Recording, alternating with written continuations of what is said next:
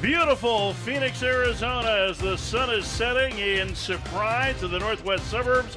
And we continue the college baseball series tonight with a couple of iconic programs getting ready to do battle. It is a beautiful evening here at Surprise Stadium. Perfect conditions as the Michigan Wolverines in the Big Ten get ready to take on the ACC's Stanford Cardinal. And we welcome you to Surprise Stadium in Surprise, Arizona. With Rice All-American David Arzma, I'm Mike Farron. And yesterday, both of these teams with upset victories, David, both played sensational defense and a couple of really, really good ball games. Absolutely. Michigan getting out front against Oregon State and Dax Whitney, one of the biggest prospects in baseball as a sophomore, did a wonderful job with the bats, handled their job, got Dax out of the game. Defense kept them in it, and then they won it. And Stanford was in a seesaw affair with Arizona, much like the Wildcats game this afternoon, finally breaking things open late offensively and getting some great work out of a pair of freshmen in the pen. Absolutely. That sixth inning, they scored 5 runs to finally take the lead, separate themselves. Peterson and Erspamer at the end of the ball game looked fantabulous. Looked perfect. Now, both of those guys covering 3 2/3 innings to help Stanford to the win over U of A. This afternoon, Oregon State rallied with a 5-run 7th inning to come back and beat the University of Arizona 7-6. As you see, the head coaches, Dave Esker from Stanford on the left, Tracy Smith from Michigan on the right, exchanging the lineup cards. Happy birthday to Tracy Smith, 60 years old today and 1 win shy of 900 for his head coaching career coming into tonight. 60 years old and killing it on social media like a 20-year-old. Doing a great. One of the best. If you don't follow his Instagram, people, get on there, follow that Instagram. You can see his players have made him wear number 60 today. Normally wears number 13, but the former head coach at Miami of Ohio and Indiana and Arizona State now running the Wolverines program as the Stanford Cardinal take the field, and we are getting ready for baseball tonight. The starter tonight for Stanford, a right-hander, former perfect game All-American Aiden Keenan, the junior right-hander. He's going to take the ball tonight as the Saturday starter. Stanford still trying to figure out their pitching mix, but Keenan experience with a very good prospect pedigree. Very big prospect pedigree for sure. Averaged 93.6 miles an hour with his fastball. Great stuff. Perfect game preseason, top 101 sophomores last year, all academic team this year. He's going to come at you with a good fastball slider. That's going to be the heavy mix tonight. We'll see what he gets with those other pitches.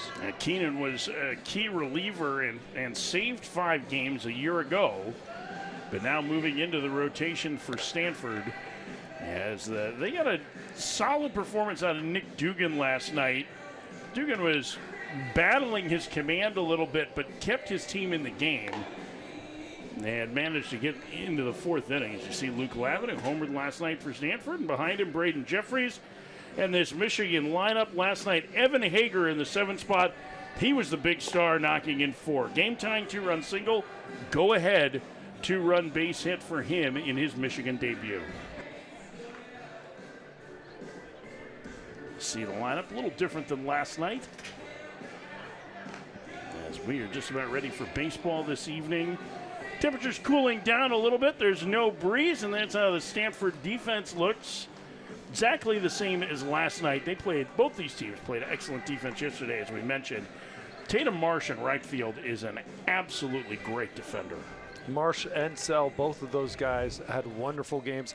Marsh, you saw him running all to the corner all game long to the gap corner, and Sell making some big plays out in left field. It's always nice as a pitcher knowing you got good guys on the corners and corner outfield spots. And you see Marsh with the deep sigh as the sophomore leadoff man trying to get Stanford to 2-0. Crowd has dissipated a little bit from this afternoon here in Surprise when the entire grandstand was full for the Oregon State-Arizona game, mostly with Oregon State fans. I guess the U of A hosts Texas Tech in basketball tonight in Tucson. I think that had a lot of the attention. And Aiden Keenan gets set to go as he will face the leadoff man, Braden Jeffries. Jeffries in the leadoff spot again today. 0 for 4 with a walk yesterday as he digs in. Both these 1-0 teams getting ready to do battle. Keenan into the wind, and the first pitch of the ball game is upstairs the ball, and we are underway. 96 miles an hour. Good. I'll take that. That's a good fastball. Now, Jeffers, what you don't see in the box score is his plays at third base all night long. Was kind of Johnny on the spot, coming in onto balls, going to his left on some baseballs. Was just always there. The ball was finding him, and he was making great plays. Yeah, last year as a freshman was a super utility player. Now they're settling him in on the infield. He played 7 different positions a year ago as he takes a strike in the count 1-2. Jeffries overall hit .267 last season with an on-base percentage near 400. He's behind in the count here. Keenan fires a fastball by him for out number 1. 97, reached back and blew it by him. That is an electric fastball.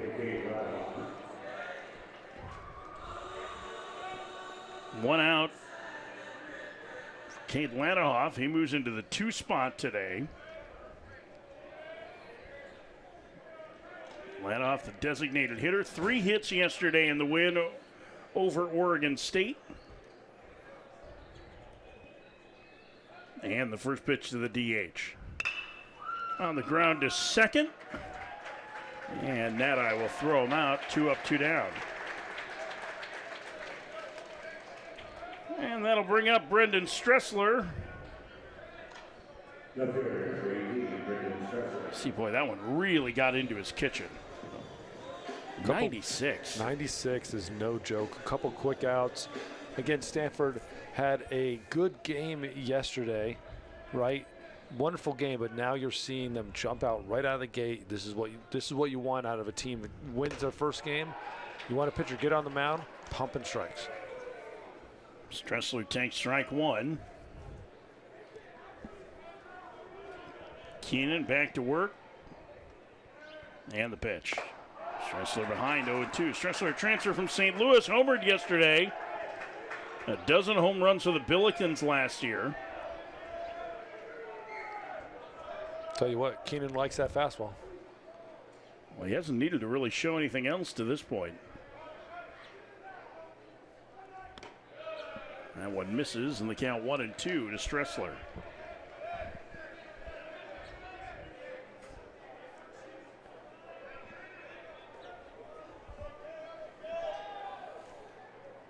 Keenan rocks and delivers. Called strike 3. A 9-pitch perfect first for Aiden Keenan with a pair of strikeouts, including this one, looking. We go to the bottom of the first. Michigan nothing, Stanford coming to bat.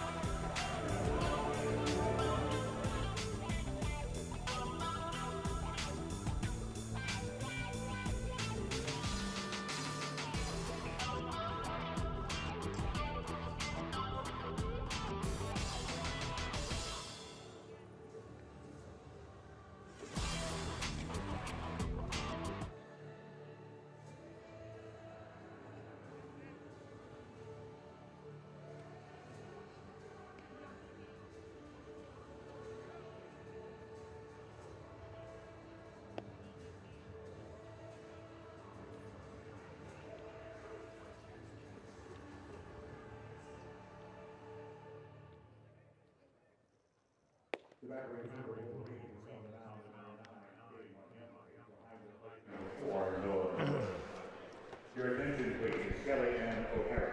Kelly Ann O'Hara, please report to the Stadium Operations Office behind home plate. Kelly Ann O'Hara, the Stadium Operations.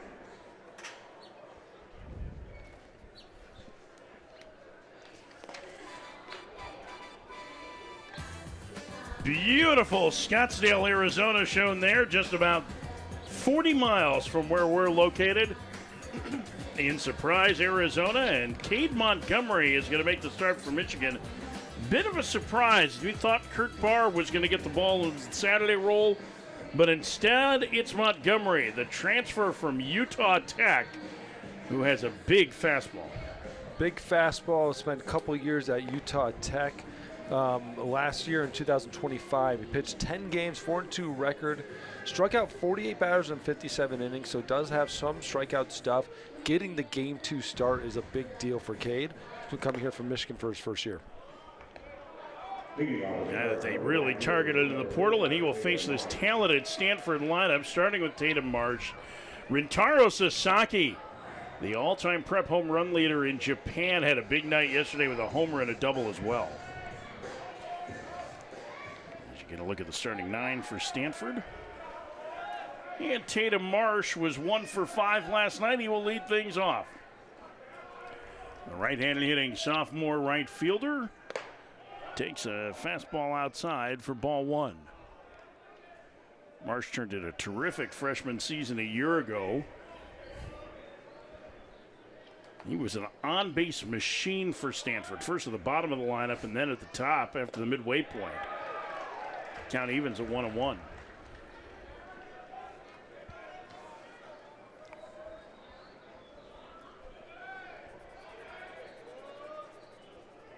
Pitch, swing and a miss. 1-2. That got a little from you. Okay. Interesting. Good movement. So first pitch fastball, then a slider or a cutter.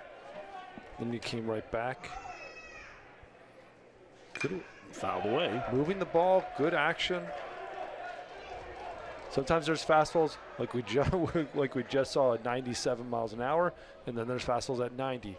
So they're not always the same. A 90-mile-an-hour fastball might be hard to see. A 97 might be easy to see, even though it definitely did not look like easy to see out of Keenan. But not all pitches are the same, even though the velos might be way different. He's gone to that cutter 4 times in a row, and the count now 2-2 to Marsh. He's got to have him leaning out over the plate. You wonder if he comes with a fastball in here. Oh, looks like that's where Miller's setting up. And a chopper to the right side. To his left is Turner, who will throw him out. Leadoff man gone on the Stanford first. I'm guessing we're going to see a lot of cutters out of Montgomery tonight. It's a hard cutter, 90 miles per hour with a 93-mile-an-hour fastball right behind it. Get a look at the Michigan defense. They were terrific yesterday, especially the left side with Jeffries and Drew Culbertson, the transfer from Oklahoma State. They were outstanding. Greg Pace made a couple of really nice plays in center field on balls that were knuckling, fighting the sun. Charlie Bates hits the shortstop from Palo Alto. The sophomore takes a strike. It's 0-1. He had a 2-run triple yesterday, a pair of hits. Bates, one of the most prominent names in this Stanford lineup. Played center field mostly a year ago around a thumb injury that he suffered in the Cal series. Now taking over at shortstop, his natural position. 1-1 the count. Line leaping grab. Excellent play by Culbertson, the shortstop, 2 outs. Good placement there, too. That is, somebody's in that dugout getting a handshake saying wonderful defensive placement. That ball should be a base hit to almost anybody. But when you put a shortstop there, it's an out. Great job.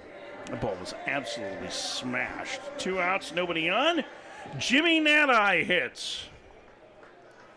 Nadai, the Australian second baseman who led Stanford in home runs a year ago and returns for his senior season.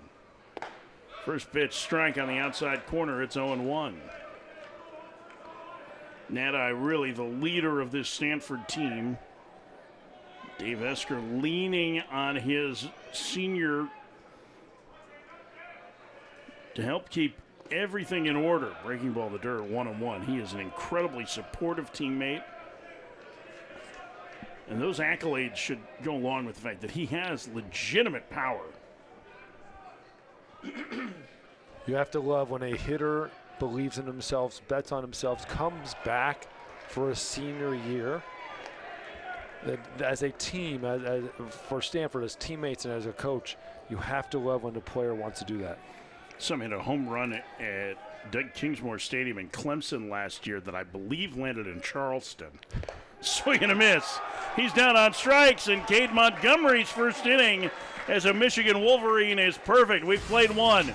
No score. Michigan and Stanford here at the Surprise Arizona College Baseball Classic. Some high cheese.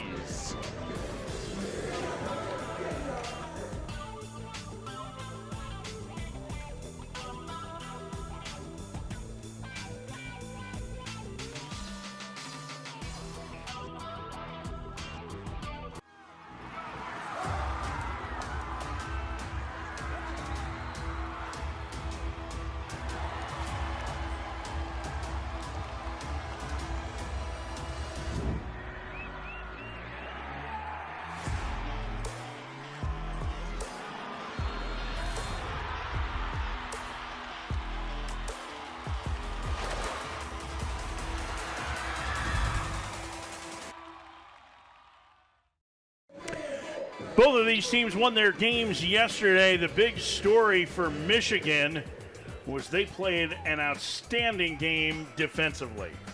Absolutely, defensively. The left side of the infield, in particular with Jeffers and Culberson, was making plays all day long, moving into the boat, going to both sides. As a pitcher, it makes it really easy for you. And then Stressler, with his first home run in a Michigan uniform, got them on the board. They were down 3-1 at one point to Oregon State. Stressler's blast was the lone run. They scored off Dax Whitney. And you can see, again, the defense coming up big with Matt Ossenfort. And here's Evan Hager's game-tying two-run single. Hager, whose dad played at Michigan as a transfer from Houston, and he knocked in 4 runs, including these, the game winners off A.J. Hutchison in the 7th inning as Michigan stunned Oregon State yesterday. No, huge win. Greg Pace Jr. with some terrific defense, too. Incredible win for Michigan against Oregon State, coming in against Dax Whitley, one of the biggest prospects in baseball. It was a tough win. Great game by them. There you see Tracy Smith, the head coach at Michigan. In his 4th year, man who once led Indiana to the Men's College World Series. The first pitch misses to Colby Turner, ball 1. Turner at second yesterday in the cleanup spot today, playing second base.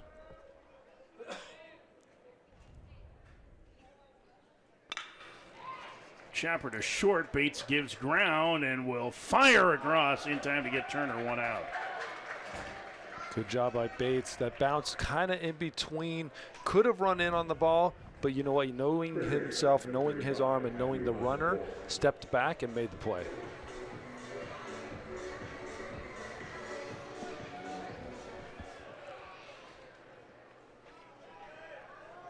A good look at what Bates is able to do. That was not an easy play because of that second hop. The infield's in Arizona very hard. Matt Ossenfort, the transfer from NC State, takes a ball outside. It's 1-0. Ossenfort, a slugger who just has not been able to play enough to really tap into the power consistently in his first 2 collegiate years. Count 1-1. Started his career at Vanderbilt. Spent last year with the Wolfpack. And now on to Michigan. Here's the 1-1.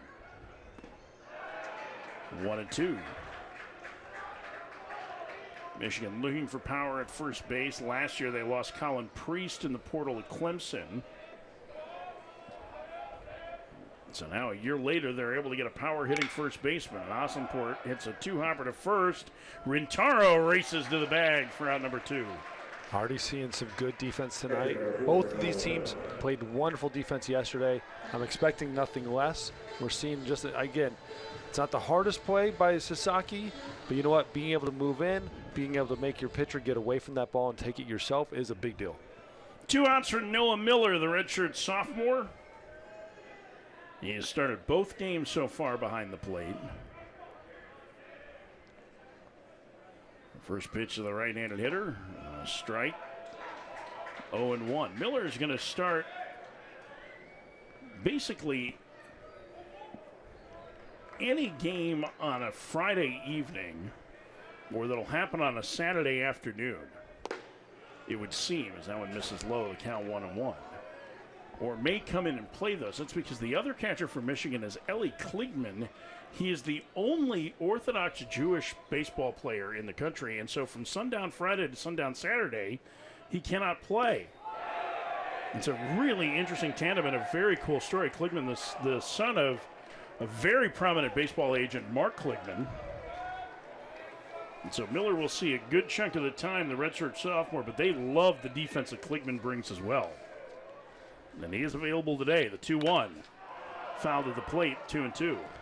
You know, they'd love to have him playing more, love to have him in the lineup, but they respect it. And they respect it so much that they're okay with keeping him around, even though he can't play as much as they want him to. Well, he is a very good player and an excellent defender. Now, Miller was on the all-tournament team in the Big Ten a year ago, so he certainly has had some good moments in his short Michigan career. He's down on strikes here, and Aiden Keenan sent down the first 6 he's faced, half of them on strikes. A very good start for the Stanford right-hander. And we played 1.5. Michigan and Stanford are scoreless.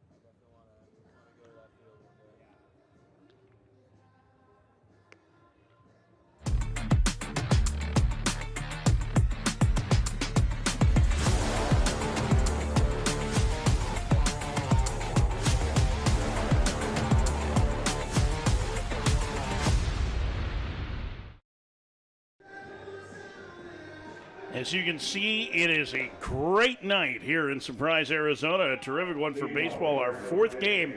This is the middle game of the 7-game tournament here in Surprise. Michigan and Stanford playing on a 65-degree night. Barely a breeze. It is perfect tonight, and both starting pitchers have been perfect to this point.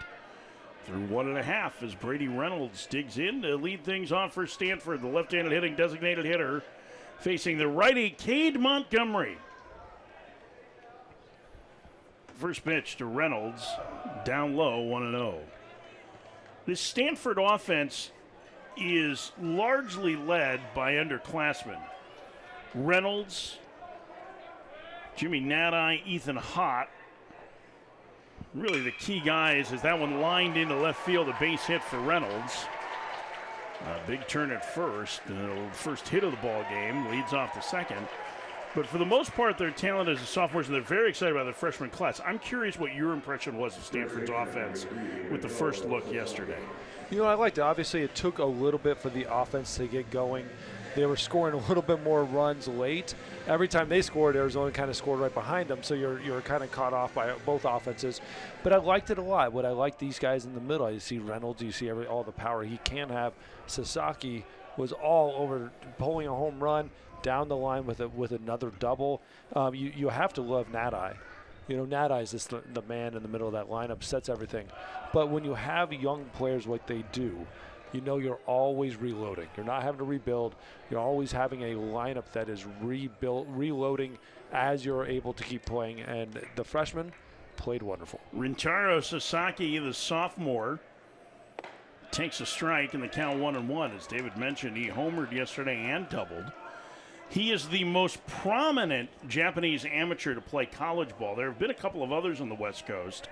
Riko Nishida with Oregon, who is a contact hitting second baseman now in the White Sox system. Joe Ayama also. And that went back to the mound and a 1-6-3 double play, 2 outs. It's Sasaki, the all-time prep home run leader in Japan, and he grounds into the double play there. So Montgomery erases the leadoff single almost immediately. 2 outs in this scoreless second, and it'll bring up J.J. Moran. Getting in the hand, right on the hands of Sasaki, jammed him up. There's not a whole lot you can do with that ball. Montgomery, yes, gave up the leadoff hit to Reynolds, but has really looked good so far in these first 5 batters, controlling the zone, throwing multiple pitches for strikes and outs. Moran yesterday 1 for 4 with a walk. Takes a strike, 0-1. Last year, Stanford barely ran at all. This year, well, if it's anything like last night, they're going to run forever. 6 stolen bases in the victory over Arizona. I don't think that that's really going to be their game. I think they were taking advantage of an Arizona pitching staff that is more concerned with the hitters than they are the base runners. Yes, I agree with you. But I do think they can find a spot there if they're able to have the power that they have, that we know they have, and be able to run. They'll be a menace to opposing pitchers and opposing teams. You want to have as many different dynamics as you can as a hitting staff. Moran down on strike. Second strikeout for Montgomery and a scoreless second for the righty. We head to the third. No score. Stanford and Michigan. Here on the Saturday night in Surprise, Arizona in the 2026 College Baseball Series.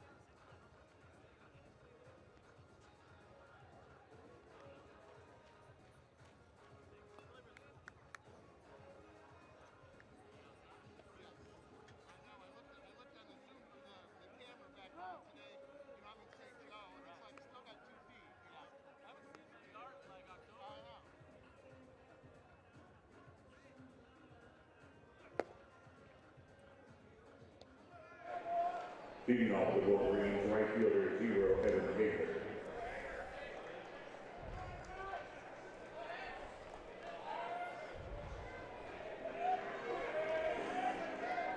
Your Flow College subscription gets you all that action that you see on the screen there, including a ton of early season baseball tournaments. This one, the Shriners Children's Showcase, going on right now in Arlington, Texas in the next 2 weeks.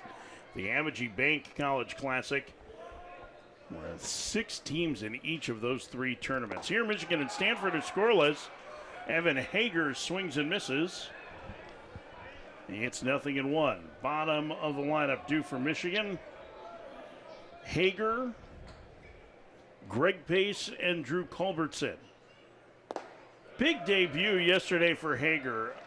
A game-tying 2-run single, a go-ahead 2-run single in his Michigan debut. His dad, Greg, played for the Wolverines, played in the minor leagues with the Tigers. So it was a bit of a homecoming for Evan Hager. And Hager's dad has a pretty good story behind him in that his first college home run at Michigan happened on a junior college field in Texas, a McAllen Junior College, was off a two-way player for Miami of Ohio, Tracy Smith, the head coach at Michigan. As Hager flies out to left, 1 out.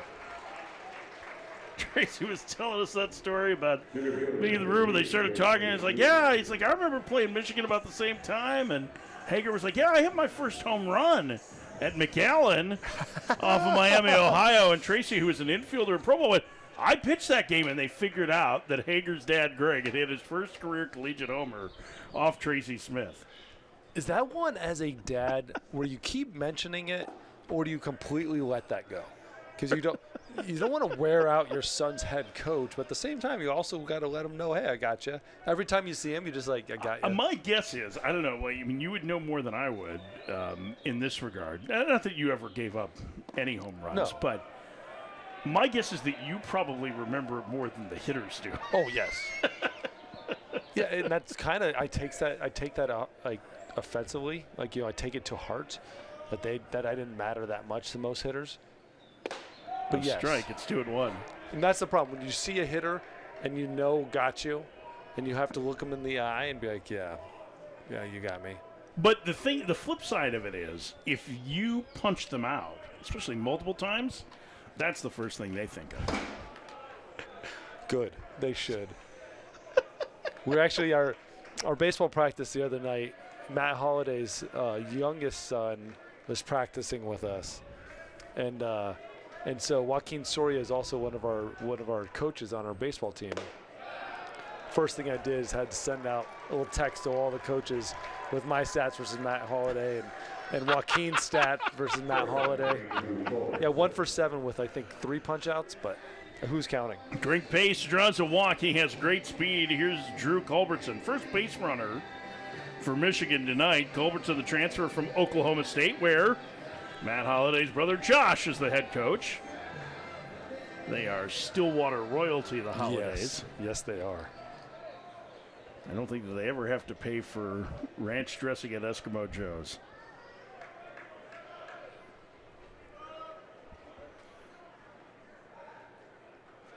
Throw it to first and the runner back. Culbertson played a great defensive game. That was the big concern for Michigan coming into this, was would they be able to catch the ball? They had not had much time to practice outside over the course of the last 3 weeks. It's been bitter cold in the Midwest. But they looked really good in practice, it sounds like, on Thursday, and last night they were outstanding. Culbertson's a big part of that. He is in the lineup less for his bat and more for his defensive ability.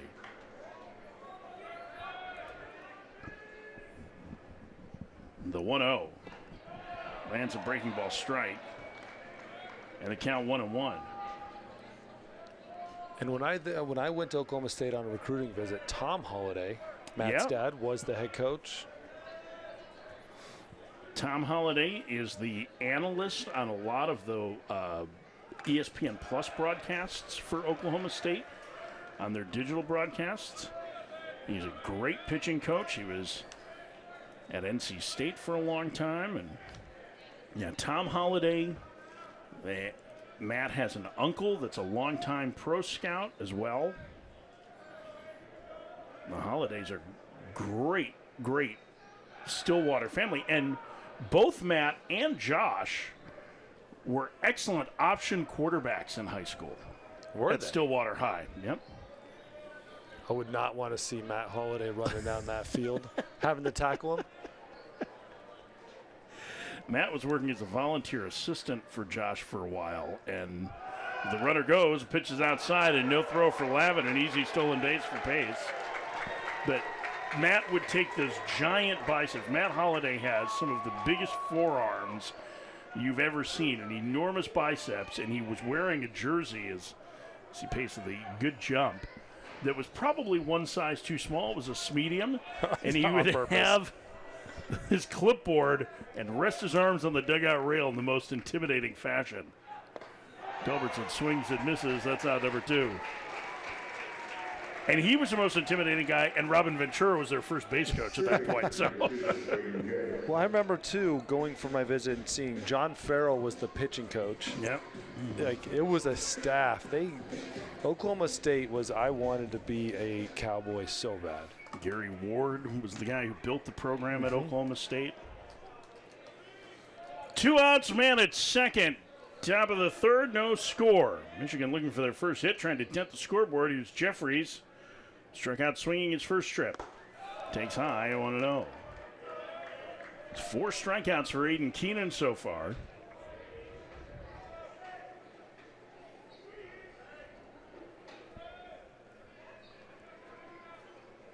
Stanford right-hander comes set. The 1-0.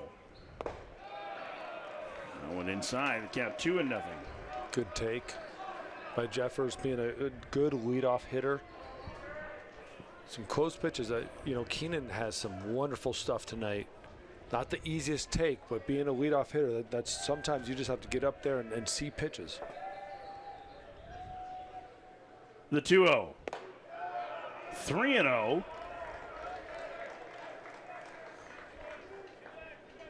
I think Keenan would have liked that pitch, probably a little bit outside. 3 balls and no strikes. Man at scoring position here in the third. First scoring opportunity for either team. And a strike, it's 3-1. Second pitch this inning where Lavins had a little trouble catching that ball. One on the stolen base by Pace, but right there, that ball right down the middle. Had a little trouble getting it. Maybe Keenan's ball's moving at the last second. Lavin having a little bit of trouble. 3-1, swing and a miss. One thing too, you have to consider this. This is the second game of the season. Could be new gear too. New catcher's mitt. Catcher's mitts take forever to break in. Even when you think it's ready, you still probably should wait. So it might be just popping out a little bit, just being a newer mitt. Here's a 3-2. Inside, ball 4, and Michigan has a pair board with 2 outs. Second walk of the inning, obviously to Pace and now to Jeffers. Close pitch on this last one, see if it's up. Maybe a little bit in. Michigan will take it. Cade Ladahoff yesterday, 3 hits, including a double in the win over Oregon State. Grounded to second his first trip. No score, top of the third. Michigan trying to get a 2-out base hit and get on the board first. Keenan's first pitch. Popped up behind the plate, not a play.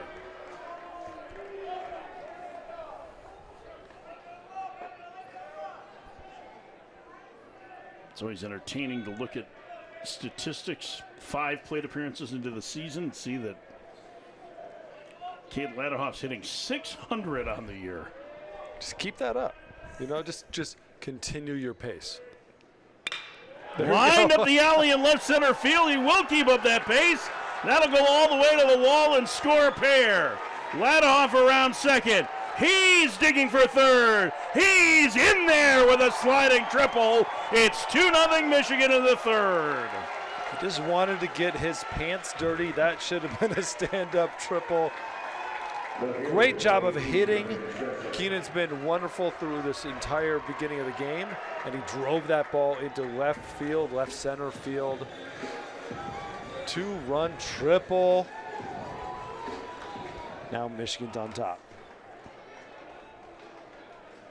And here's Brendan Stressler, who struck out looking his first trip. Well, now Ladahoff's hitting .667. And part of him is thinking, I can keep this up all year. It's easy. It's easy.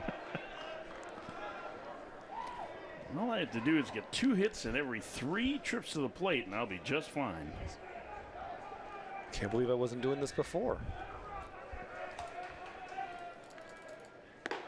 Outside, and the count 1-1. He may never want to leave the state of Arizona the way things are going. I wouldn't.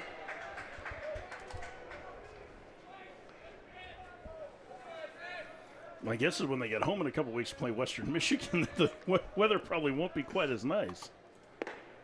A strike in the count 1-2. You're going to have to salt the infield.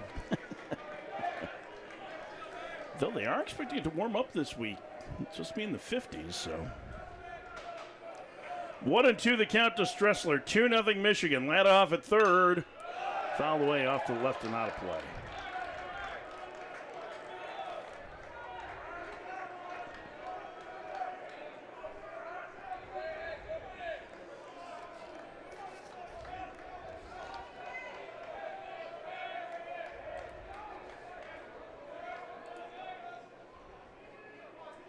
The pitch, foul back. Stressler staying alive, fighting here. Keenan, who really cruised through the first 2 innings, hitting his first rough patch of the night. It's been a lot of fastballs in this inning. 42 pitches so far, 24 strikes. And a pop-up. Shallow left. Coming in is Brock Sell, and the freshman left fielder will make the grab. And the inning is over, but Michigan gets the lead on the 2-out, 2-run double from Cade Ladoff through 2.5. Michigan leads Stanford 2-0.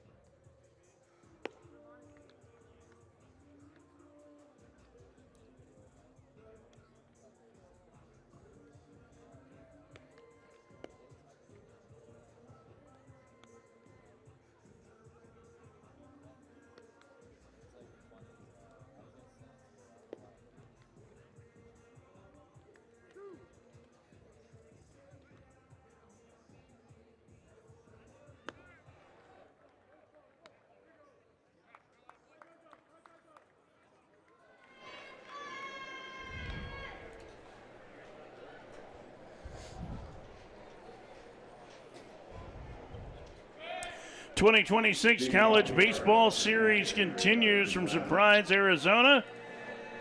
And Michigan Wolverines to the 2-0 lead over Stanford in the bottom of the 3rd inning here at Surprise Stadium.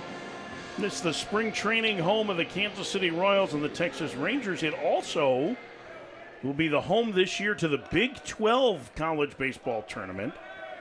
The Big 12 going to move their tournament here from the climate-controlled Globe Life Park in Arlington.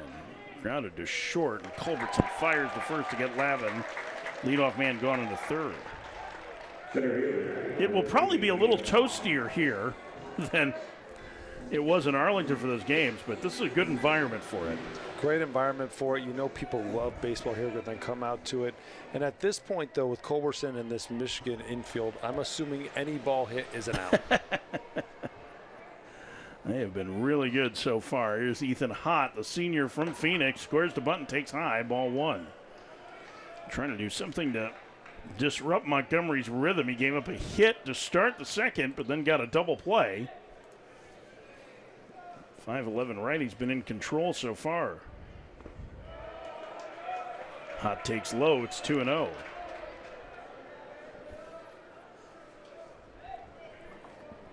Montgomery, again, doing a great job of mixing his fastball, cutter, changeup, and slider in many different counts against both sides of the plate.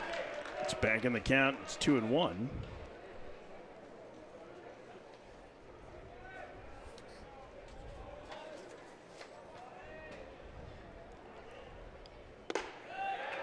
Blows him away with a high heater. It's 2-2. When you have all of your pitches working for you, it's fun to play around with hitters a little bit. You're able to mix things up. Your fastball looks a lot more electric and jumps out of your hand when you're able to throw a cutter and a slider and change up all for strikes. On the ground to short, Culbertson ranging to his left to throw out Hott, 2 outs. Makes it look easy. Pro tip: don't hit it at that guy. It's real. It's an easy ball game. Don't hit it at the shortstop.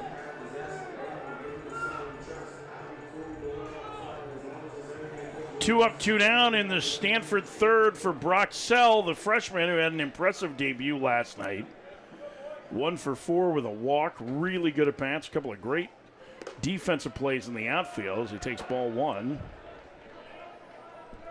Sell, perfect game All-American. One of the top recruits in the country coming into the year. He and Brock Kettleson. The star young Brocks in a 1-2-3 inning for Cade Montgomery. Making quick work of this Stanford lineup so far. We've played 3. The ground ball outs keep piling up for Montgomery. That's now 5 of them, and Michigan leads 2-0.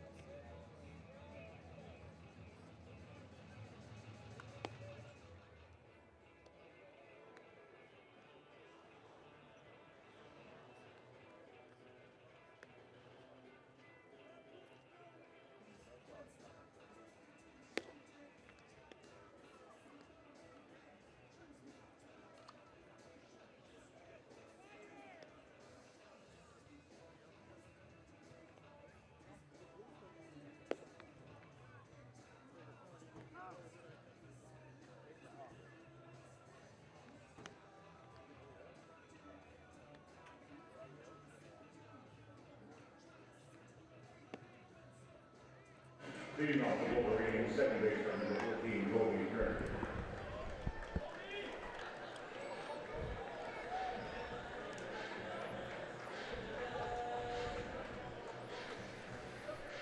Two 2-0 Michigan as we go to the 4th. Aiden Keenan walked a pair in the 3rd inning. Both of them came around to score. And after a fastball that was in the 96-97 range the first couple of innings, it was more around 94 last inning, and we're apparently missing an umpire here. He's coming out now. Here he comes. Changing contacts. David Buck needing a moment.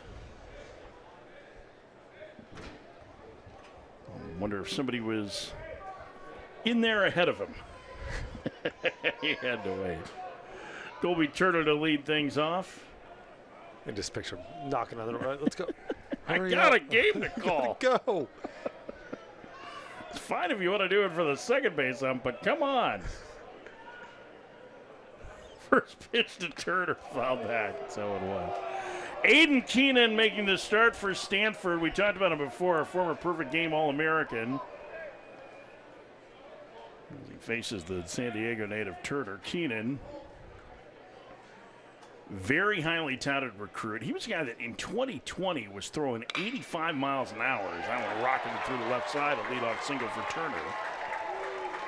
Now we've seen the mid-90s fastball, although it has started to back up a little bit as the game went on. And what was interesting talking to Dave Esker earlier this week, as you get another look at Turner's base hit, that he was interested in seeing how Keenan had to do when he had to start pitching. He said when he comes out, he's going to be electric, which we saw in the first 2 innings.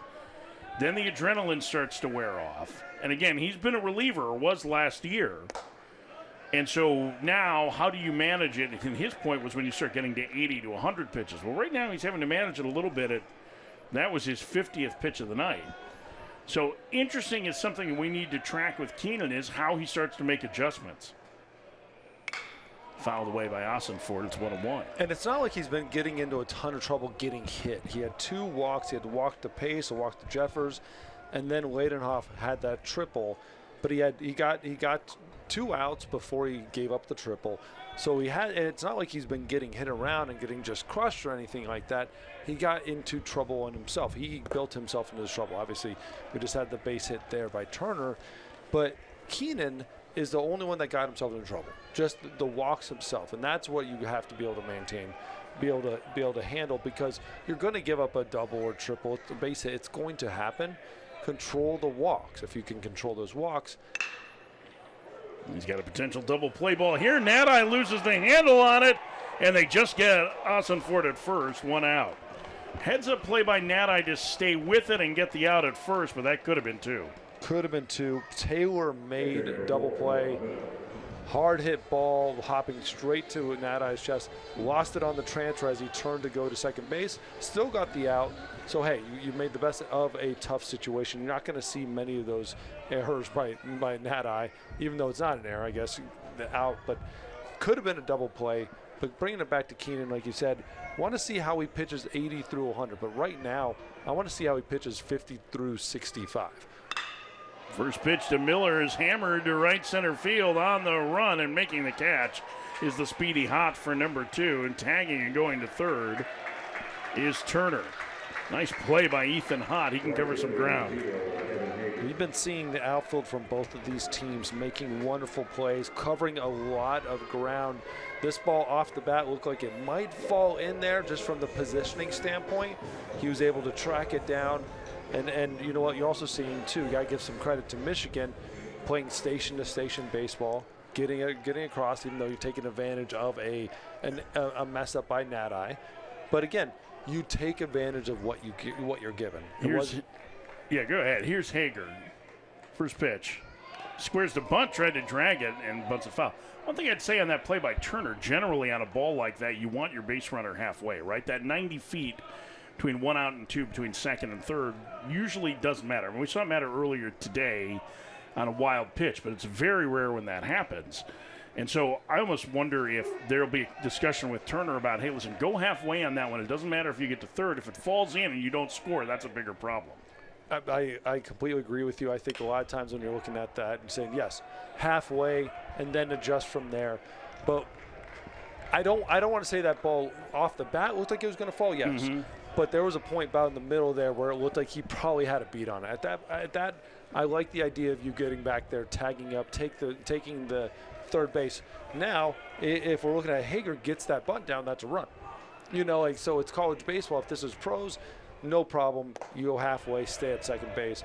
College, you get creative. These guys are going to do something. Or guys that have power, middle lineups, or 7-hole hitters might lay something down, pull it to the first base side, and now you all of a sudden have a run.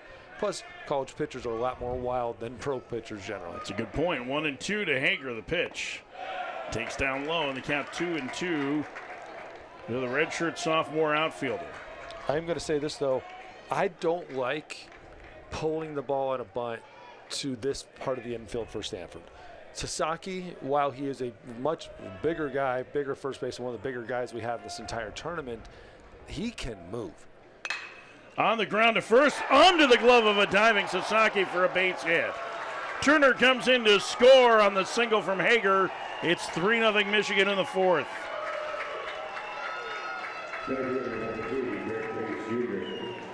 Right as I say that, it's like giving Sasaki all the props in the world. Get that hard hit ball right underneath his glove. Again, that's a very tough play. But from watching Sasaki, watch him move, he still got to that ball where a lot of times a lot of first basemen might not even be diving for that ball. So I'm not a big fan of trying to drag it at him, especially when he saw that bunt come down. He was moving fast. Here's Greg Pace Jr., who walked and scored his first trip. Speedy center fielder, throw over to first, and Hager's back. 3-0 Michigan in the fourth. 3 2-out runs. In fact, their last 7 runs that they've scored have all come with 2 outs. But Hager runs, pitches the ball. Lavin's throw to second is not in time. Hager able to hold the bag. And now a man in scoring position with 2 outs again. Hager able to get in there just before the ball's on that shortstop side of the bag. You teach your catchers, you got to keep it to that second base side. Actually, he pulled the ball out of the ground. That is a hard ball to throw when you're pulling to your right, trying to throw down to second base. That's a really tough ball to throw. A lot of times you're going to throw it to that shortstop side.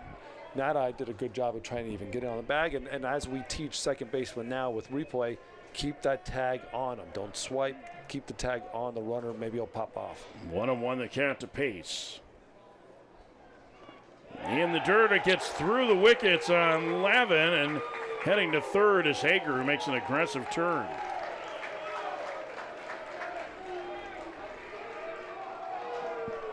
Thomas Eager is going to come out to the mound here to talk to Aiden Keenan after that wild pitch. It's a good time to talk to your pitcher. Slow things down, get the wild pitch. You had the ground ball. It could have been a double play to second base. You had a steal on a pitch that was a little bit away from the catcher, kind of getting away from him a little bit. Slow the game down, take a breath, and breathe this one out, and just make one pitch at a time. Hager yesterday, two-run singles with 2 outs, a two RBI single here, and now at third with 2 outs at Pace at the plate. As Eager tries to get his junior right-hander back on track.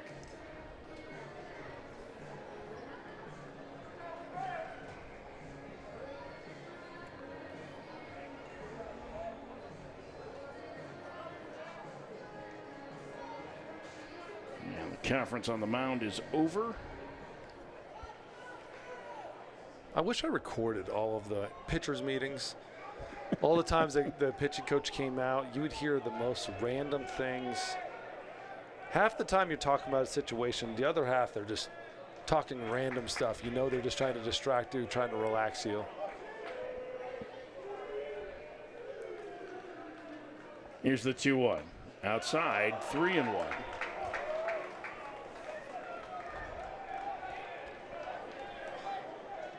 Yeah, my favorite description of that has been Corey Muscara, the coach at Duke, saying that his job as a pitching coach when he goes out there is you're listening to your favorite song, they're static. My job is to help you get tuned back in. 3-2. That's perfect. That is a perfect way to say it. And you don't know.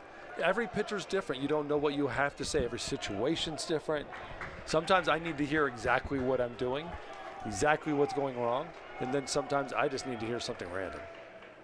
3-2, way outside. Pace walks for a second time. And good speed at first. Runners at the corners now with 2 outs for Culbertson. A strikeout victim in the third. First out, number 8, Drew Culbertson. Pace can fly at first. I would think they're interested in testing Lavin. And Keenan. I shouldn't put all the blame on the catcher. No. Put all the blame on the catcher. That's okay. It's really like a reliever. Catcher's the first one. It's so easy to blame the catcher. Drew Culbertson batting. Michigan leading 3-0, threatening for more. First pitch, swing and a miss. Good breaking ball that time from Keenan. It's 0-1. Yeah, I wouldn't be surprised right here if you see Pace moving. Try to create a little something on the base path. You have a good lead, 3-0 lead. The 0-1. In the dirt, gets away from Lavin, and Pace will take second on the wild pitch. Yeah, that's a little easier when they just want to give it to you second base anyways. 1-1 the count. Now a base hit would mean a pair of runs. I think they probably would have let him go in that spot anyway. Yes. Not wanting to throw through and risk anything, but. You call that like a 3 or even a 4, a fake throw to second base, or throw straight down to third base. Squares to bunt, does Culbertson, and takes inside. It's 2-1. And there's a right-hander beginning to toss on the Stanford pen. And again, a lot of this is happening. Aiden Keenan losing command, losing control. It's not Michigan necessarily putting it on him. It's him allowing Michigan to get on base, allowing free stuff, allowing things to get in his head, pitches out of the zone. This is pitch number 70 of the night, and he lands it for a strike. The count 2-2 to Culbertson.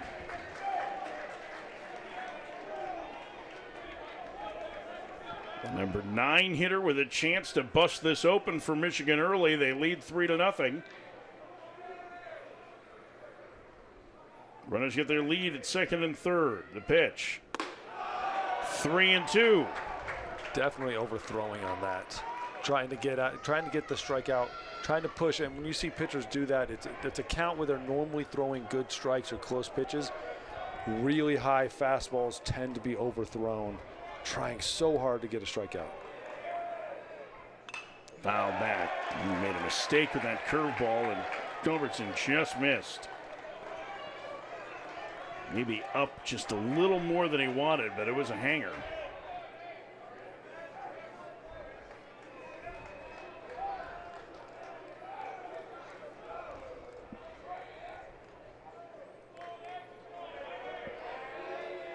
The 3-2 again. Swing and a miss. Got him to chase the high hitter that time. And the inning is over. Michigan gets a run, but they strand a pair. We've played 3.5. Michigan 3, Stanford nothing. Aiden Keenan gets out of the jam.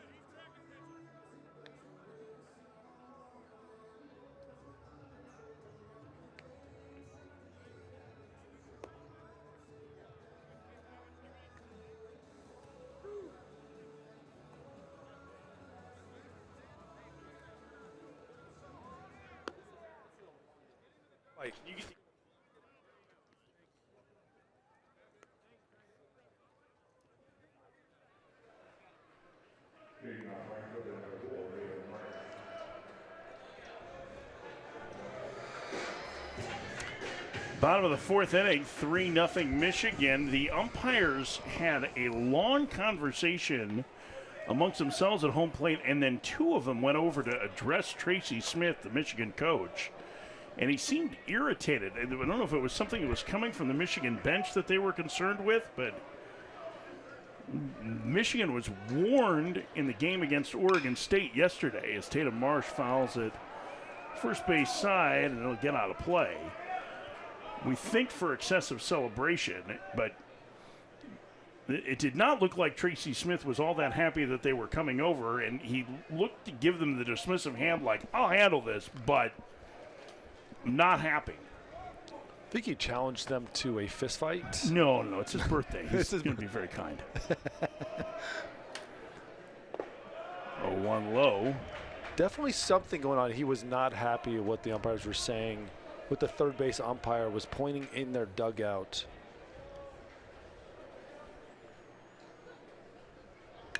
On the ground to short to his left, Culbertson has it and will throw out the speedy Marsh, 1 out. I don't think they're hearing us. We did say don't hit it at that guy, and 3 of the last 4 outs have been at that guy.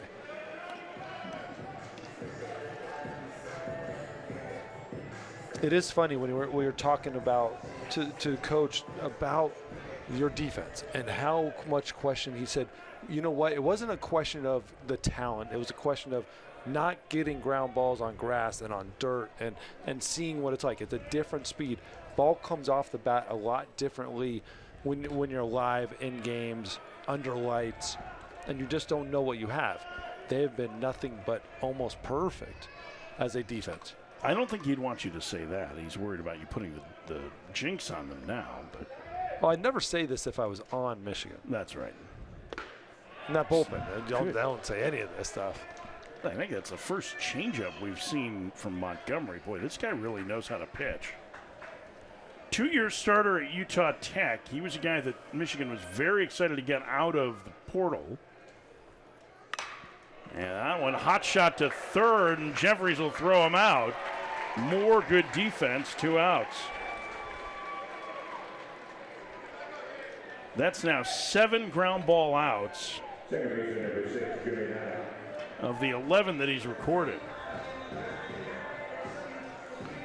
Jeffers almost had that ball before he's even out of the batter's box. That ball was come off so hot.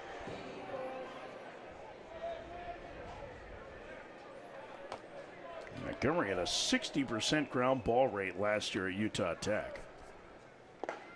Lands a breaking ball for a strike, 0-1. Now, he is probably not the most famous athlete in his family. Did you know that? I did not. Montgomery's dad, Jeremy, was the runner-up for the World Long Drive competition in 2009. I'm going to find him right now and challenge him. Let's do this. Outside. 1-1. Listen, I have no doubt that you're an excellent golfer.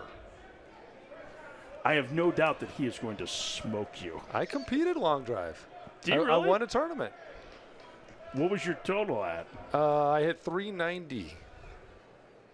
So in this one, in the finals, he lost in a playoff after they'd both gone, I believe, 480 was the number. So I don't. Well, there's a lot of different factors. I'd say. Oh, yeah, it was probably closer to sea level for you, right? I beat two guys that were top 10 in that tournament. Okay, all right. No, it's wind, how it's landing. Uh-huh. Well, how the ball comes off the club head. How it comes off the club head. Right. You just need the conditions to be perfect and you've got a chance, is what you're saying. Pretty much. Maybe. That's pretty cool. I think Michigan's got some interesting backstories of the athleticism of their parents.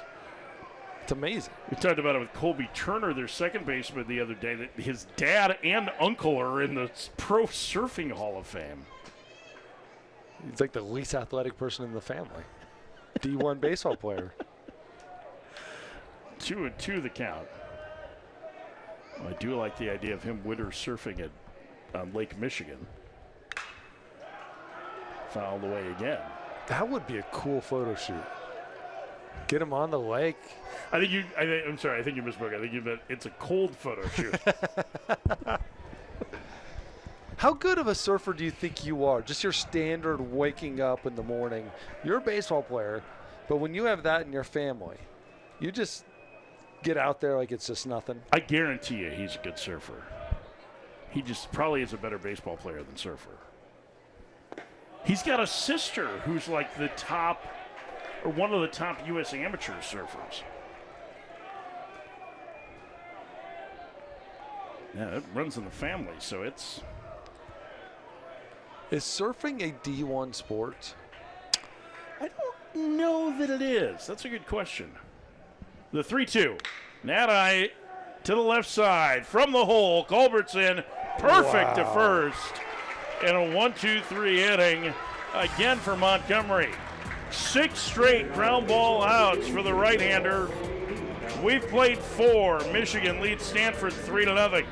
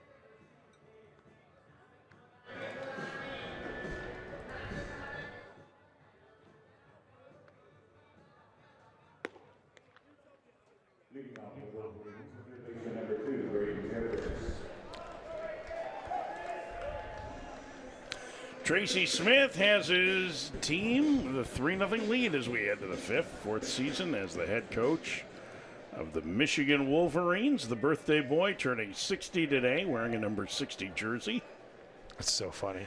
I love it. Baseball. There's just nothing like it. 1 win shy of 900 for his career as a Division I coach. If they win, do you make him wear 900? You have, like, I love it. There's nothing like college baseball in particular where you're just going to have that. You're out here every single day. You're grinding. You're a team. You're a family. And I guarantee you somebody said, made him wear it. They had a conversation. Absolutely. But that's the looseness that comes with it. I mean, there is a lot of, you certainly would know this way better than I would, having played and at the level you did at Rice, and also playing for one of the tougher coaches in the country in the late Wayne Graham at Rice. But for all of those tough moments, there are an awful lot of fun moments and I think that's the part that college coaches tend to get, is that, hey, this is still supposed to be fun. And the players certainly feel that way. Yes, and college baseball was definitely a little bit different when I played, right? Mm-hmm. You had these bigger personalities that were Jeffrey's down on strikes, 1 out. That were a little bit tougher and being allowed to be tougher on hitters. So there was probably a little less of the fun mixed in, but they built that family. There was no doubt built that family, that culture, and joy to be at the ballpark every single day. What I loved about Wayne Graham, one of the greatest college coaches I've ever seen, ever been around, he was tough. It made you want to be better every single day, made you want to try harder.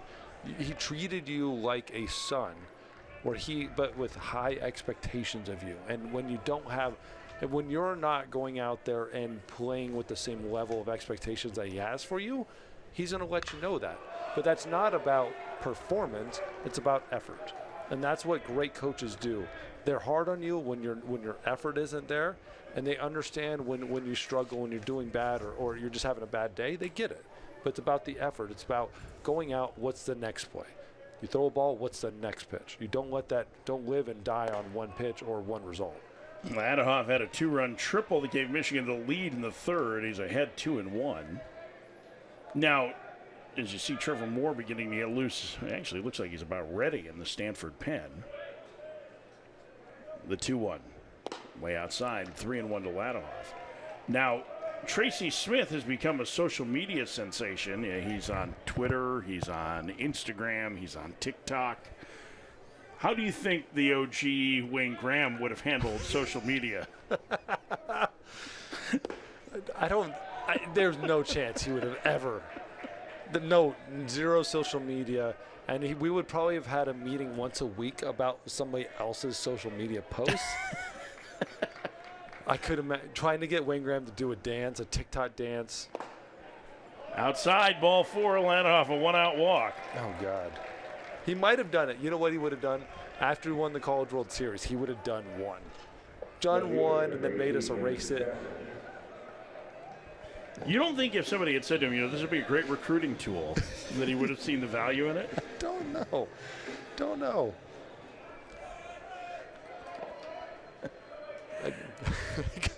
That's fun. I could only imagine. Love the idea of Wayne Graham.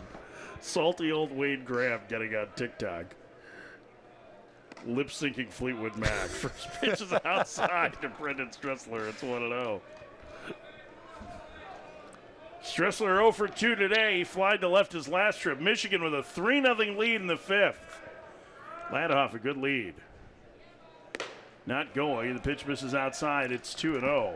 I don't know if you've ever seen the Instagram page of the coach, the Little League coach going in, and he's mic'd up and he says it's just the funny lines. Oh, gosh, to loosen up his players? That's so great. That would have been Wayne Graham, but a little bit more colorful. Yes. A 2-0. Down low, it's 3-0. My guess is that, I would have guessed that for Rick Vanderhook, the former coach at Fullerton. Hookie was an intense character. Yes. Who would say? But that's that generation. That's what you had. A lot of those coaches were extremely intense. A 4-pitch walk, and Michigan has 2 aboard with 1 out. And you wonder, with walk number 5, if we're reaching the end of the road for Aiden Keenan in his first start of the year. We were talking. We were saying the pitch is 80 through 100 to see what he had. Well, right now he is at 83. Walked 2 guys in a row. I don't know if their leash is going to be a whole lot longer. Again, he has the stuff to be able to get 1 pitch, 2 outs, and get out of this inning. But he's going to need to step up and be a different pitcher right now. We're going to get a little mound visit by the catcher. Generally, it's a good delay tactic, even though they don't need to delay. The pitcher's ready down the bullpen. But this means there's probably going to be another meeting here in about a minute. Thomas Eager is still at the bottom of the steps in the Stanford dugout. Now he's on the walkie-talkie. Pitching coach makes the pitching changes for Stanford. I think he's going to make the umpire walk all the way out there as Trevor Moore gets a few more throws in. David Buck's walking out, so is Thomas Eager, and we, I believe, are going to have a pitching change here as Moore continues to throw. And that is going to be it for Aiden Keenan. It was a really good first 2 innings for him. The command started to suffer. And now he's put 2 aboard with 1 out here in the 5th. Michigan batting leading 3-0. We'll tell you about the veteran right-hander Trevor Moore in a moment. It's the 2026 College Baseball Series in Surprise.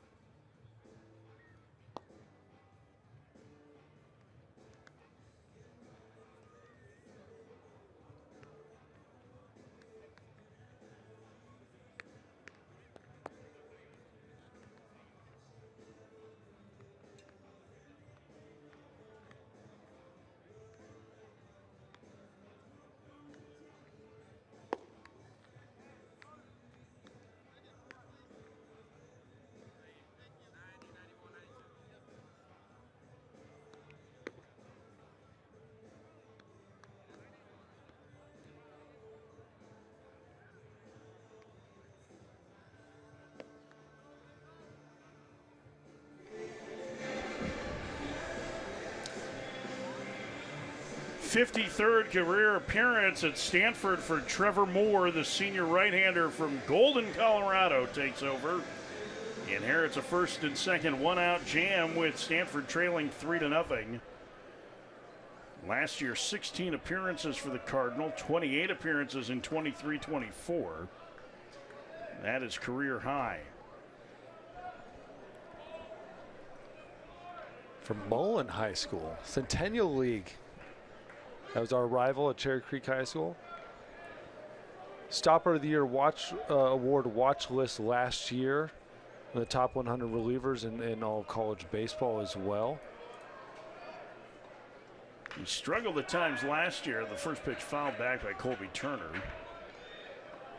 They had a number of the relievers that they are counting on this year for Stanford. Had, I think, what you could graciously consider uneven seasons a year ago, and Moore was one of them.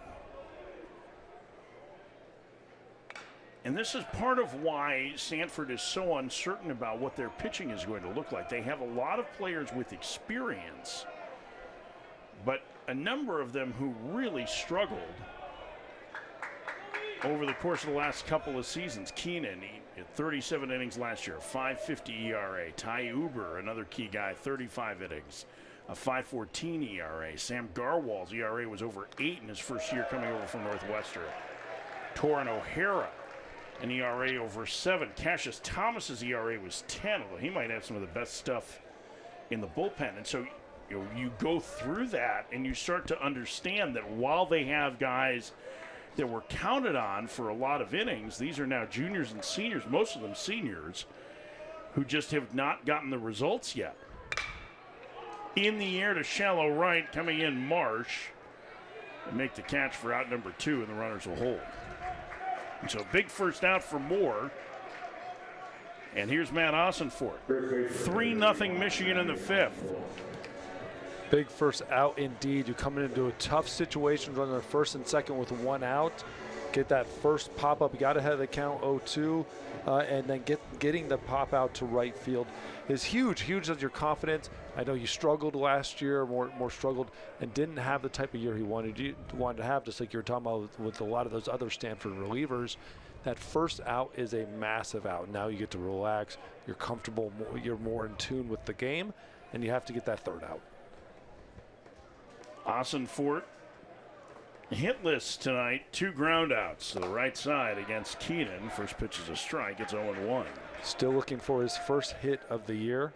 A couple of strikeouts so far.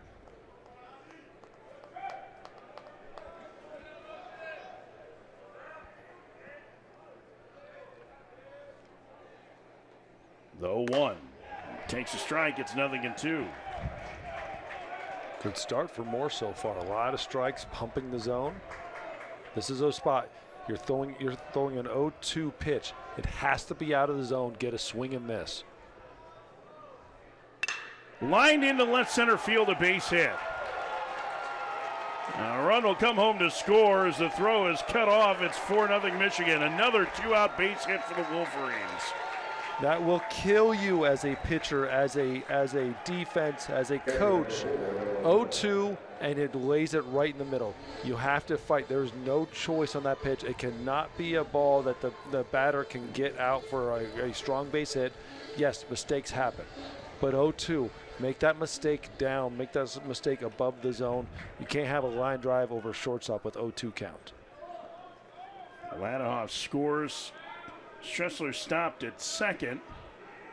And now here's Noah Miller, 0-2. 4-0 Michigan. All 4 runs scored with 2 outs.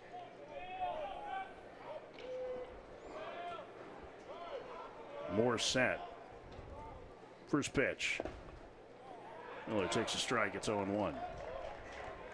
Sometimes your problem is throwing too many strikes. Man, we saw that earlier with Kling for Arizona this afternoon when Morgan State mounted a 5-run rally. He was in the strike zone a lot. He just had a few hittable 2-strike pitches. Pitch in the dirt. Count 1-1. It's going to be a tough one as a coach because the last thing you want to do is give up free bases, but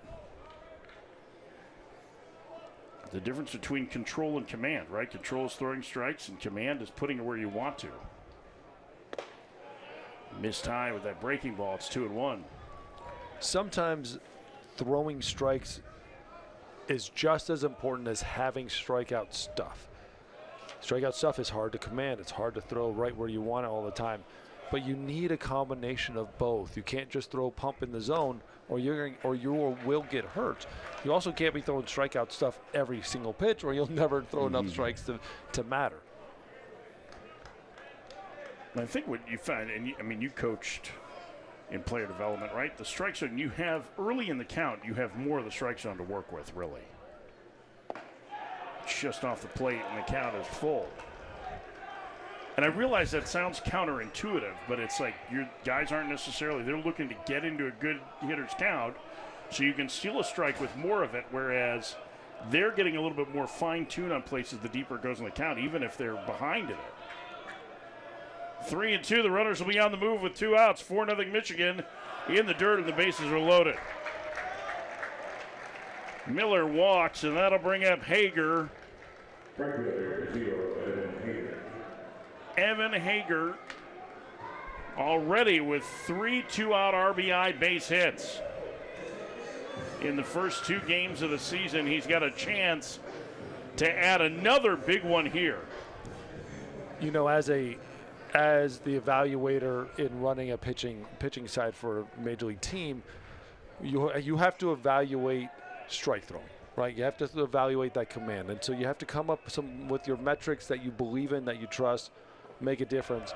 At the same time, that value you have to put on it, you also have to value swing and miss, right? So I don't want somebody that can go out there and throw strikes all day long, but then they get hit in strikeout counts. I also don't want somebody that's always throwing strike 2 type of stuff.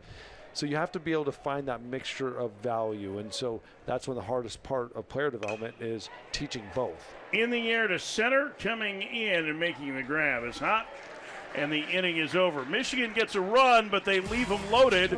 We're halfway through this one. Michigan leading Stanford 4-0 in the 2026 College Baseball Series in Surprise.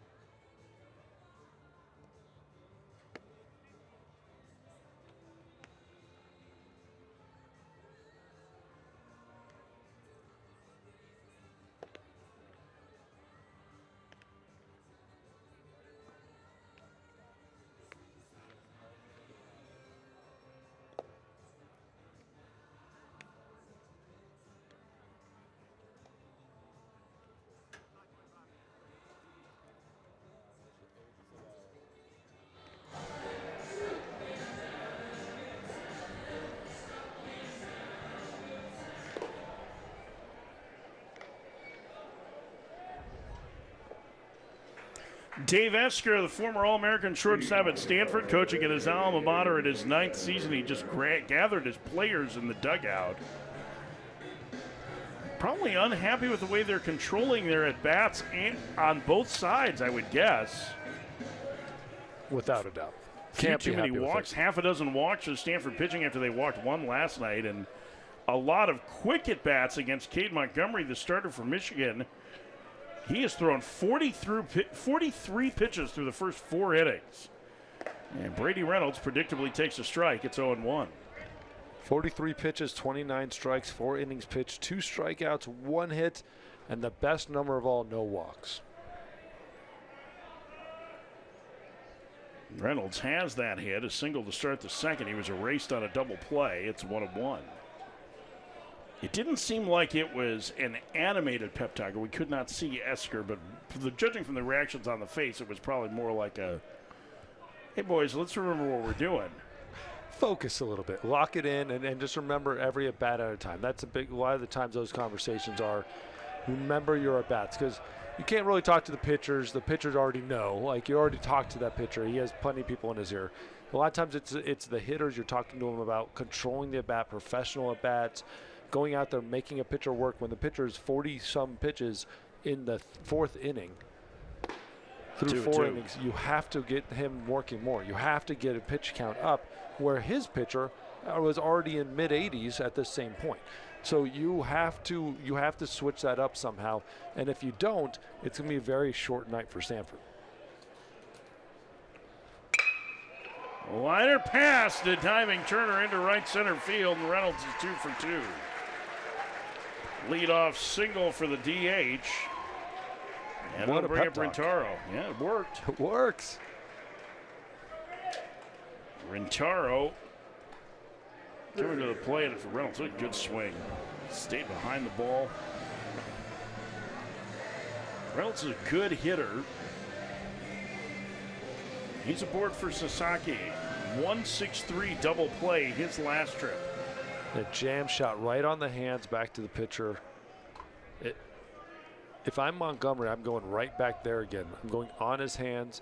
If I'm Sasaki, this first pitch, I'm swinging hard and opening up big time. Takes a strike. It's 0-1. That might have been the best pitch he's going to get this whole Well, back. I think the other part of it is like you're told, okay, let's work some at bats, and then you get a pitch in the strike zone, right? And it's Yes. it's like when you're struggling at the plate, right? You always feel like you're 0-2. The 0-1, swing and a miss. That was a really good changeup. He's thrown a couple of those in the last 2 innings. It's 0-2.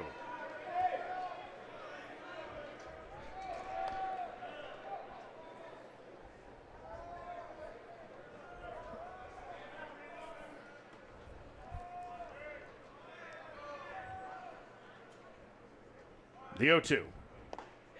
Oh. Just missed. Off the plate, but a pitcher's pitch. Sasaki, good eye. Very good eye on that. Very, very close. It was either he's got a great eye or he was fooled. Guys, stop giving hitters credit. They're always fooled. A 1-2 called strike 3. That is about 2 inches more over the plate. Getting very good at bat Just by the third, Montgomery. yeah, the third strikeout for Montgomery is he worked cutters and changeups and away from Sasaki. That was really interesting because I was with you. I thought overpowering him inside seemed to be the move, but he worked him to the other side of the plate, and now that's got to have him confused for his third at bat. Yes, and that is pitching. That is exactly pitching. The first at bat inside, second at bat you pitch away. Now he doesn't know how you're going to pitch him from here on out. J.J. Moran checks his swing. Did he go around? No swing on appeal, says Nathan White, a first base umpire. Moran struck out swinging in the second. Montgomery needs a ground ball here to keep his perfect streak alive, to face the minimum. Is he going to get it? He's given up 2 singles, both to Reynolds. He does not. It's actually a fly ball to the outfield. And Greg Pace runs it down for out number 2. That's the first put out recorded by someone in the outfield tonight. That's incredible. You had mentioned he had a ground ball rate of what, 60? 60% last year, yeah. Yeah, it's definitely up a little bit today. 2 outs for Luke Lavin. Grounded to short his first trip. 4-0 Michigan, bottom 5.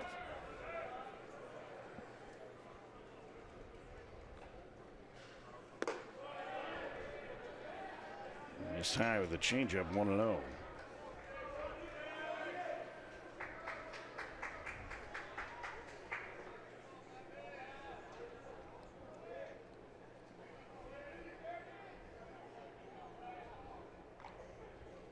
Runner bluffs going. It's a strike. Count 1-1. Not sure what I understand why Reynolds would be bluffing in that situation. I wonder if it was a misunderstood sign. And you're down 4-0 in the 5th. The last thing you want to do is run yourself into an out. 1-2. Sometimes you just want to put pressure on the pitcher. Have him here in the middle of his delivery. Runner.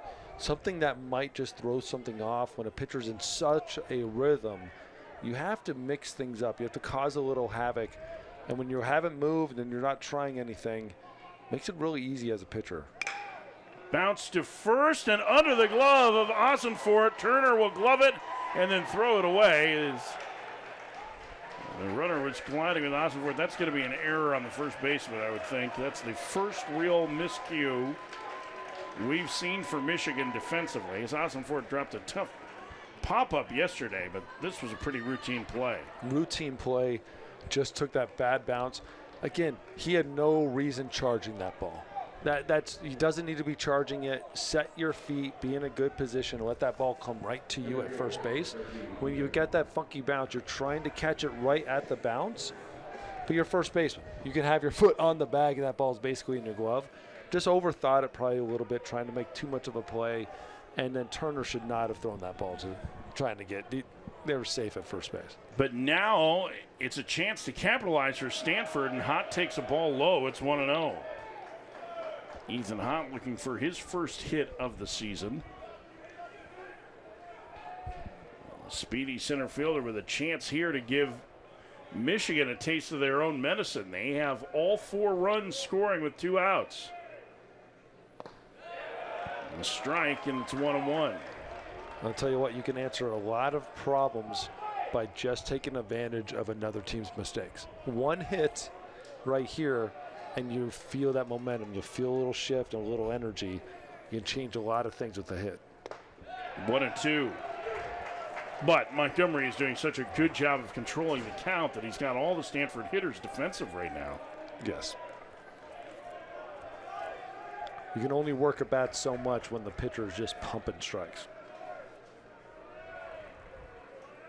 Runners get their lead at first and second. The pitch. Tap foul at the plate.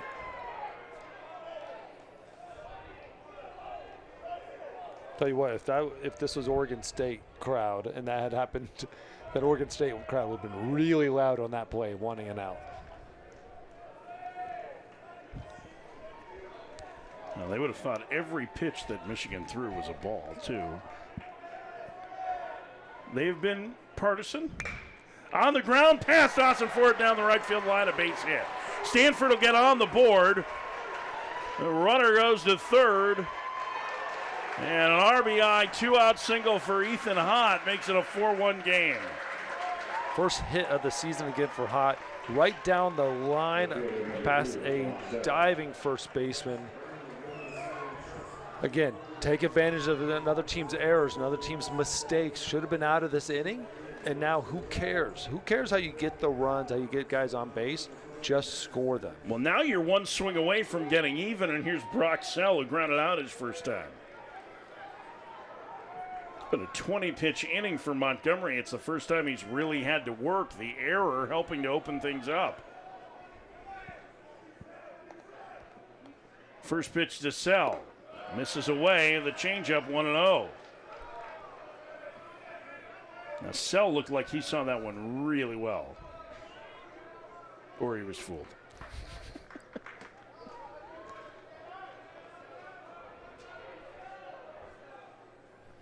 The pitch. A strike in the count 1-1. Still pumping strikes, though.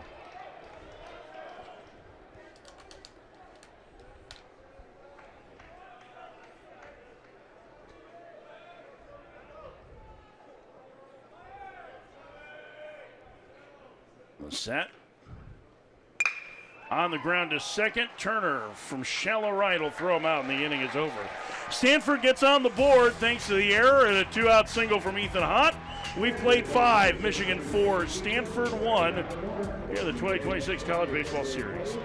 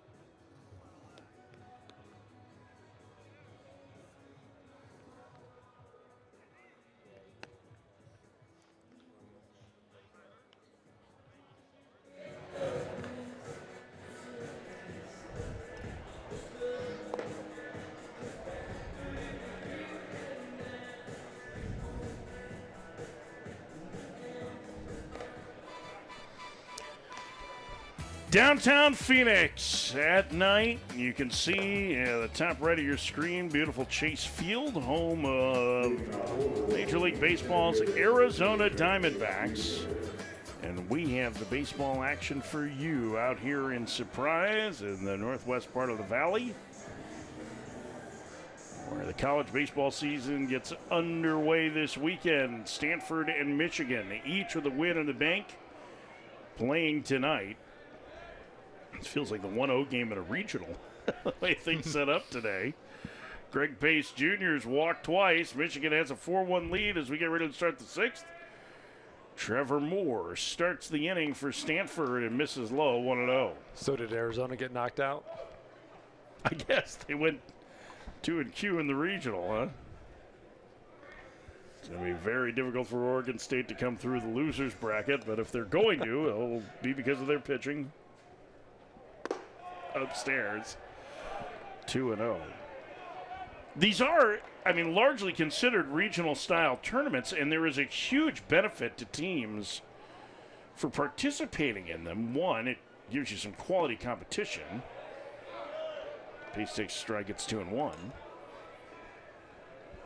But for a team like Michigan in particular, the RPI gains are not particularly great in the Big Ten. Pace grounds out as Sasaki just does hold the bag, 1 out. And so this early season, which sees them be a part of this, and then the Amagi Bank series in Arlington, playing top-notch, likely top 30 RPI schools, means that they've got a chance, if they can win some of those games on the neutral site, some of the road games they have at places like the University of San Diego, which usually is one of the better RPI teams in the West, that it could put them in a better position for an at-large bid. And we talked to Tracy Smith a little bit yesterday about the Big Ten as Culbertson stands in. And last year, the teams that made the tournament outside of Nebraska who won the tourney were UCLA, Oregon, and USC, who were 3 of the 4 teams that joined the conference. And Washington, who was in a rebuilding year, had 17 wins in the 30-game conference slate. And that was not expected at all.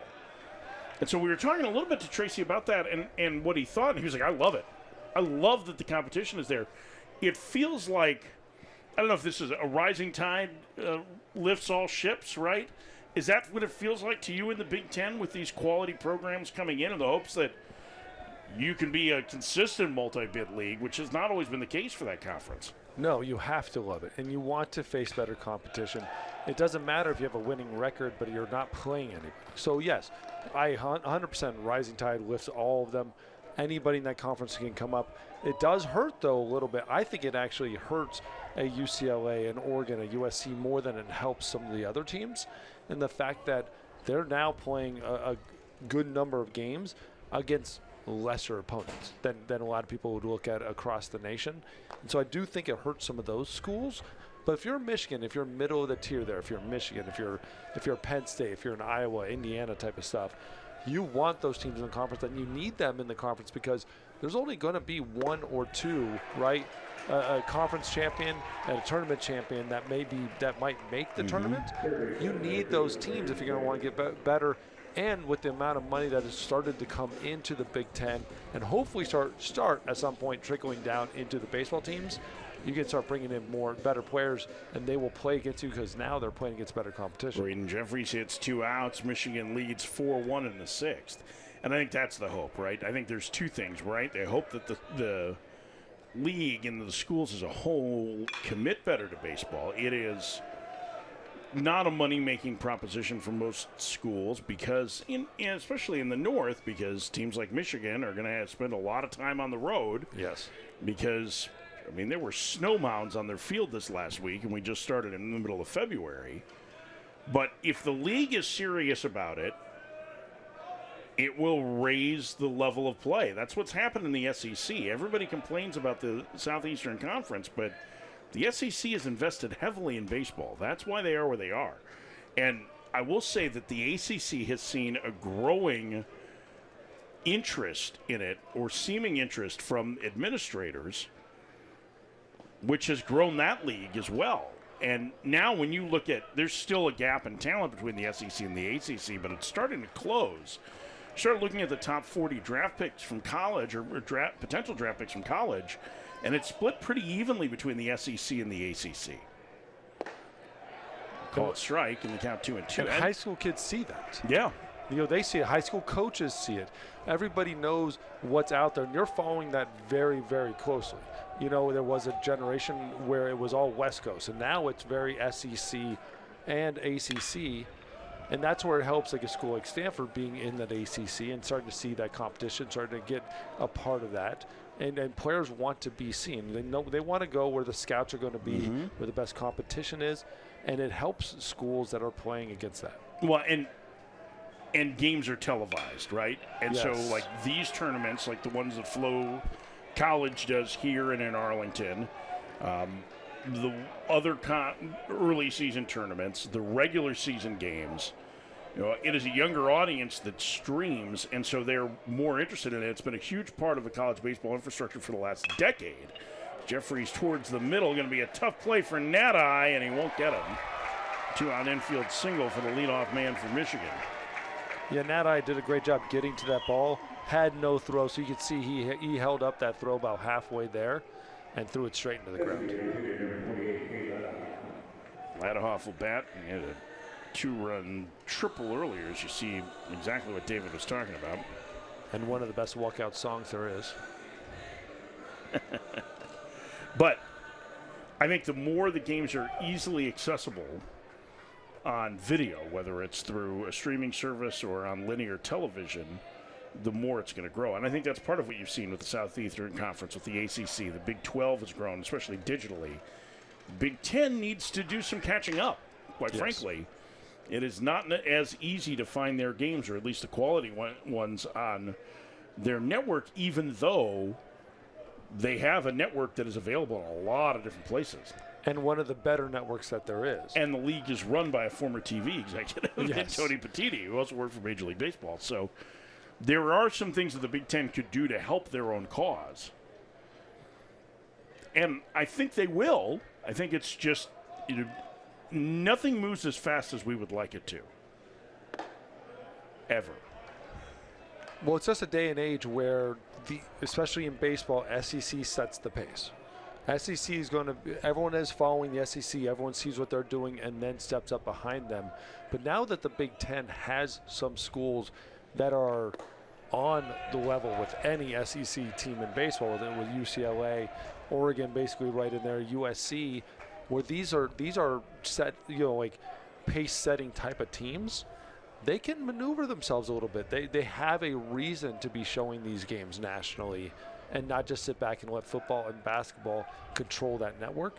Show some of these games, because people want to see UCLA play. People want to see Oregon, USC, and then that gives them an opportunity to showcase other schools like Penn State, Michigan, and Nebraska that might not normally be on TV. 1-1 the count to Ladahoff. A strike, and the count 1-2. Michigan with a 4-1 lead over Stanford in the top of the 6th. Both of these teams won their opener yesterday against ranked teams. Michigan winning the season opener against a ranked team for the second year in a row. Last year they beat then number 2 Virginia. Yesterday was number 12 Oregon State.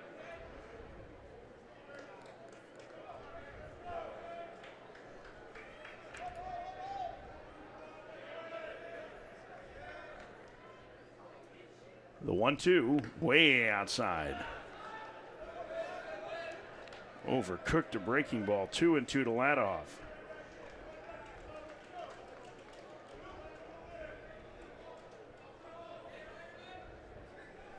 Things have really slowed down with Moore on the mound. 2-2. Runner goes, pitches a ball. The throw down to second. Whoa. In time to get him. Jeffries gunned down by Lavin, and the inning is over. Jeffries slow to get up.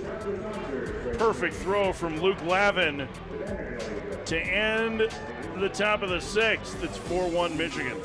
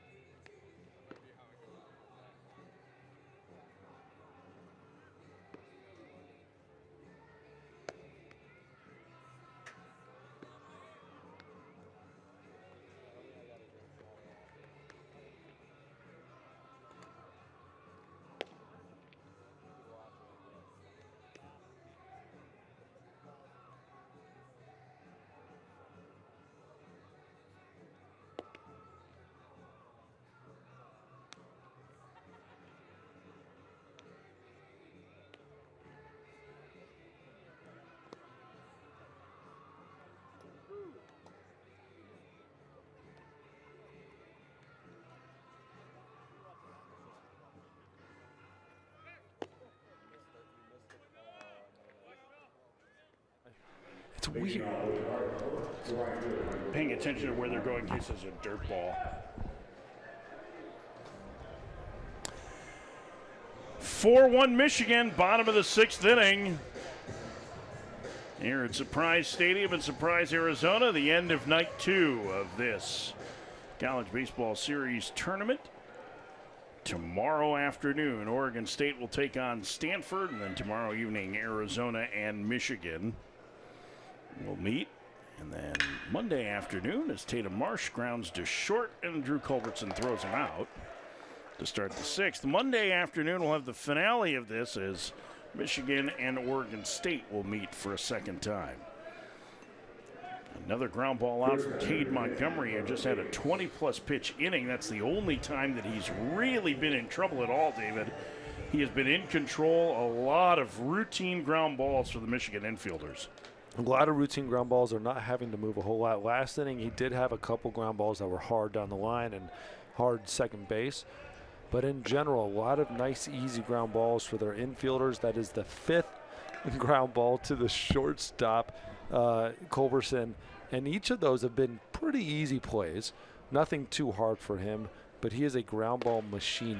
Even last inning, those balls, the one down the line, ground ball to second base, ground ball past the second baseman, still ground balls. It is creating action, and you have to love that if you're a defender. Well, their positioning's been great. You saw the shift there. They have been aggressive in the way they've overshifted, but that's helped to lead to a lot of it, and most of it has been with the shortstop Culbertson being in the right spot. In fact, Culbertson took away a base hit in a shift earlier today on a line drive when Bates was up. It was Bates, and he was in the exact same spot that he is right now. Guarantee you he's ready for it. Montgomery hasn't walked anybody today, but he's fallen behind 3-1 to Charlie Bates. The pitch on the ground to the left side and through. Bates not trying to do too much, and Stanford has their 4th safety of the game. Great job of hitting by Bates. Again, we were talking about the shift the whole time. He hit that line drive basically up the middle in his first at bat. That one didn't try too hard and just got it through basically the shortstop hole. Jimmy Nadai bats. There's starting to be some tossing in the Michigan pen. Montgomery at 72 pitches with 1 out in the 6th. Nadai's grounded to short, struck out swinging.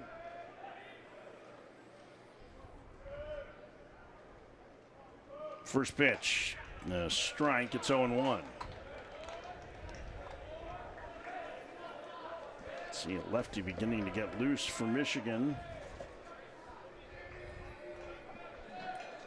That is Wyatt Navarra, Jr. The pitch. That one misses, and the count 1-1.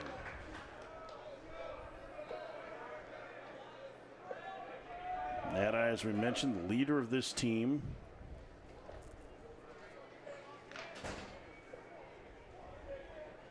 Former rugby player.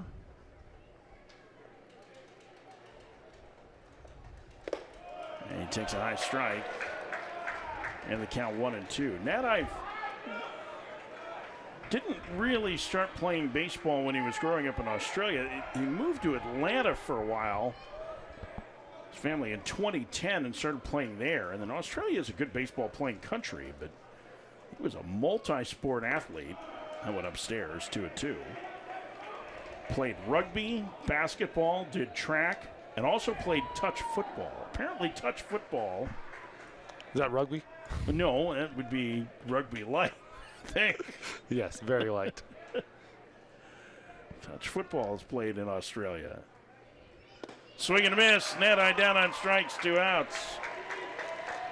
Just the 4th strikeout for Montgomery, but he's been in control all night, and with 2 outs, he'll face Brady Reynolds.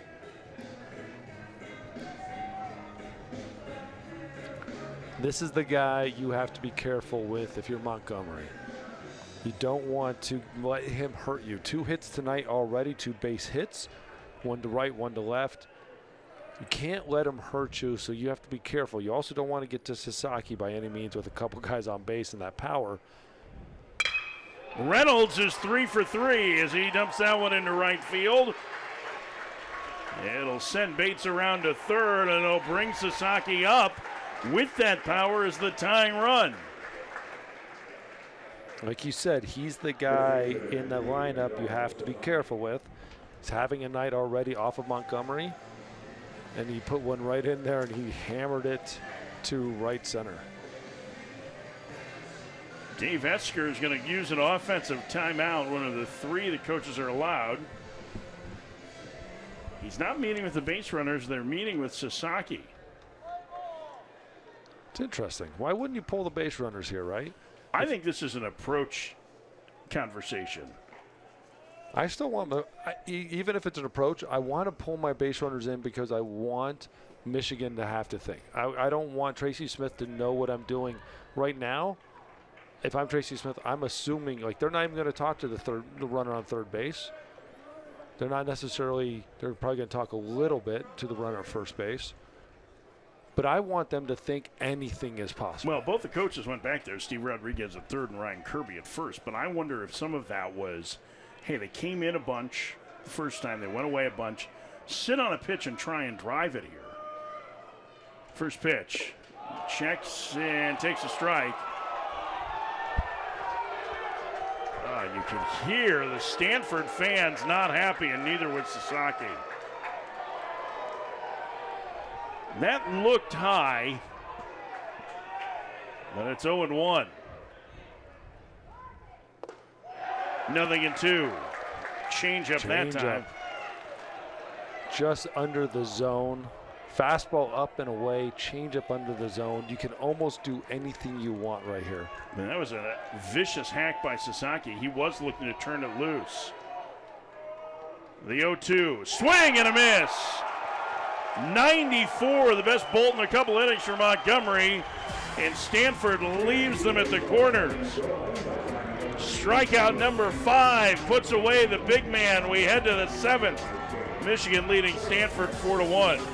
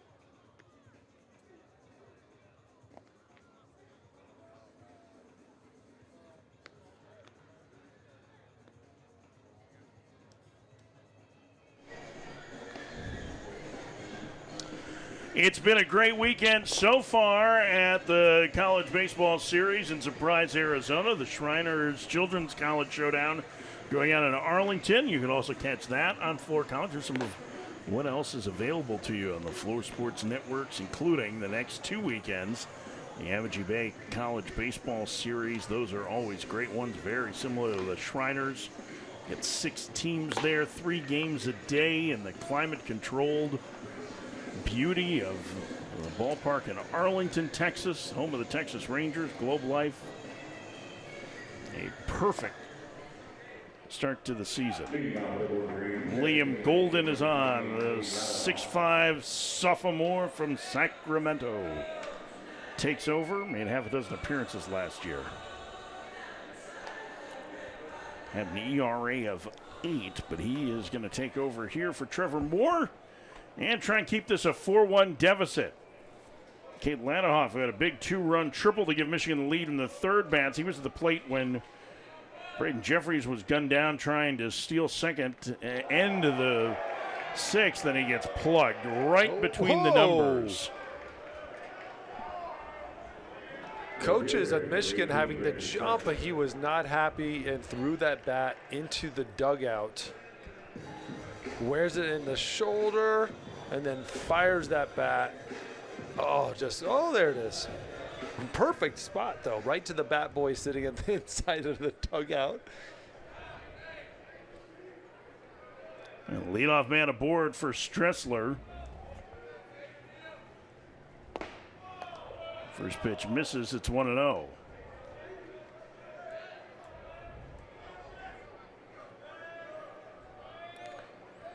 Golden last year, we've already talked about, 8 ERA, 8 base on balls, 9 strikeouts, so he does have some strikeout stuff, but some control issues, 94-mile-an-hour fastball there. So he has all the pieces to be successful sophomore year. It's time to put it together a little bit.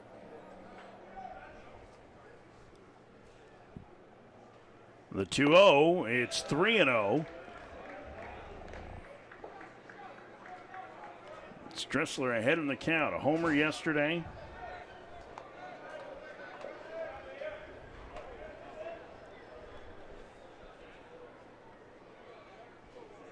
Stressler 0 for 2 today with a walk. The pitch. And he takes ball 4, and the first 2 have reached for Michigan in the 7th. Well, now they're set up for a very big inning, leading 4-1, and here's Colby Turner. And a conference on the mound to talk to the sophomore. 5 pitches, none of them have been in the strike zone. A hit batter and a 4-pitch walk. Yeah, not how you want to start out your season. But again, we talk about nerves. Nerves apply to everybody. You know, now the hitters have all had a couple of at-bats under the belt, a couple games under the belt. A lot of these pitchers still coming in. They're still their first game of the season. They're still nervous, and they have all the feelings as a starting pitcher would have. They have to calm down, have to find it. He has good stuff, 94-mile-an-hour fastball, but slow the game down, calm down. Treat it like you're throwing a bullpen, just throwing it through your catcher, and let the rest handle itself. Left-hander getting loose on the Stanford pen. I believe it's Andrew Shaw, the freshman left-hander, is beginning to toss. Colby Turner bats now that the conference is over. 4-1 Michigan. Sasaki playing in at first. Third baseman Moran coming in as well. And a pickoff throw to second, and nearly an errant one. Madeye had to go get that.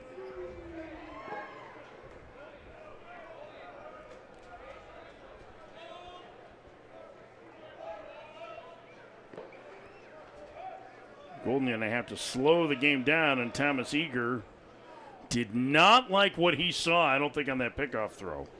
No, he didn't. And that is a walk with purpose out to the mound for the Stanford pitching coach. Might have been a well-timed pickoff throw, though, to give your pitcher a little bit more chance.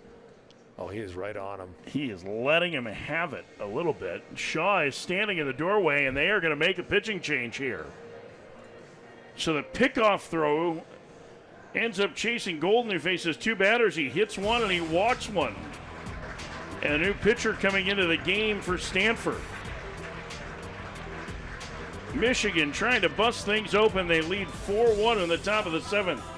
We'll tell you about the new Stanford lefty in a moment. It's the College Baseball Series from Surprise Stadium in Surprise, Arizona.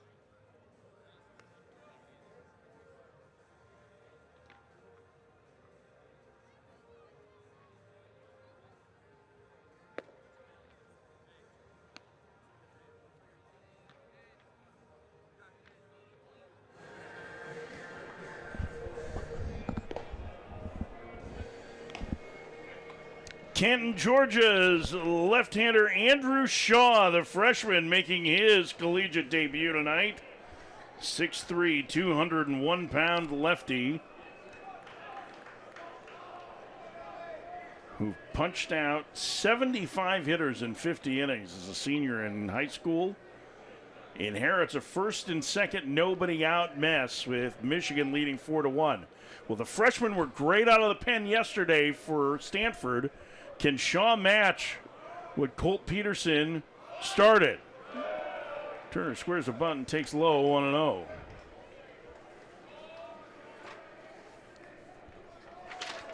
Cole Peterson and Mike Erspammer combined for 3 2/3 scoreless innings, both as freshmen yesterday. Turner bunts it foul. We'll count 1-1. I don't think I've ever seen a hitter hold the bat so far up the barrel on a bunt attempt. His hand is middle barrel, fully around it. Usually you want to be a little bit further down the barrel, save your fingers. But what do I know? I'm not a bunter. Infield pinched in at the corners. Turner squaring early and bunts it foul. It's 1-2. Exactly like what you want if you're a freshman pitcher coming in. The guy's going to bunt, fouls a couple off, gives you a chance to get an out without advancing runners. You can't let him, you do not want him to hit the ball right here. Try to throw a ball again below his bat or above his bat. Turner behind in the count now 1-2. You would have to think that they take the bunt off.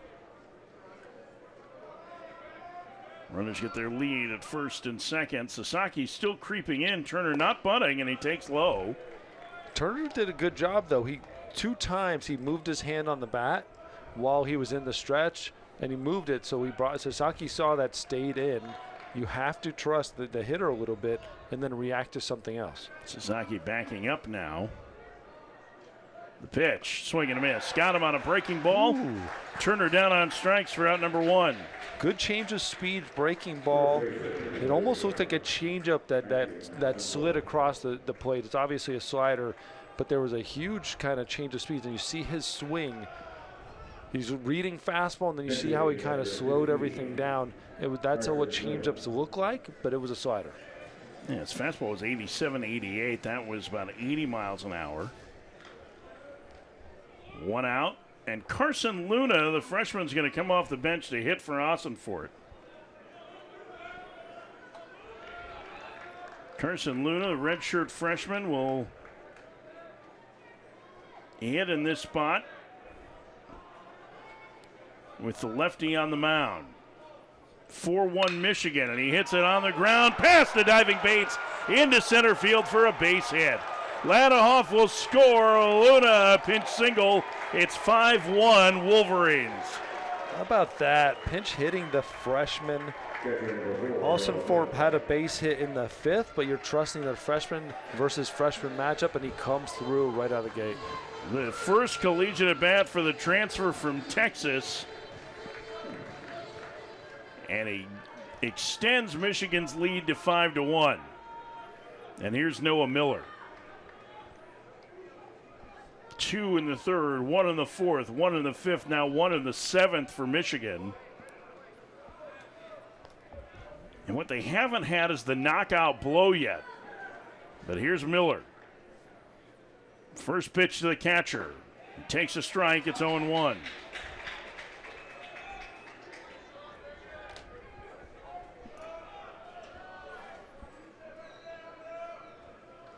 Miller a year ago just hit a pair of home runs. And he fouls it down the right field line and out of play. The count 0-2. If you're Shaw, you still want to get, if you can get a ground ball, that's still a successful inning for you. You're going to give up a run 90% of the time with a runner on first and second and no outs in that type of situation. Coming in, just keep throwing strikes right now. Try to get a strikeout, but if you get a ground ball, you have one pitch to get out of this. Swing and a miss. That's his changeup. Turned it over.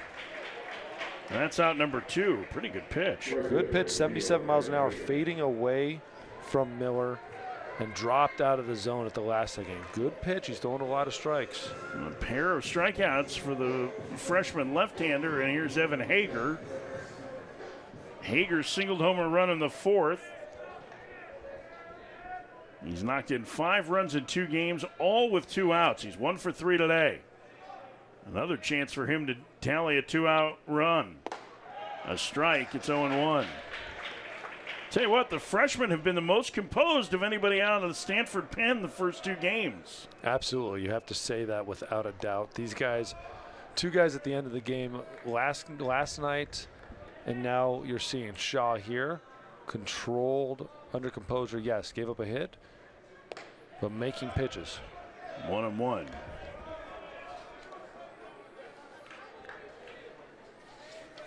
Boy, that would be a huge development for Stanford if they can get these freshmen, because you wonder if that lights a fire under some of the upperclassmen and say, hey, listen, we've got to pitch better to keep our roles. Foul back. It's 1-2.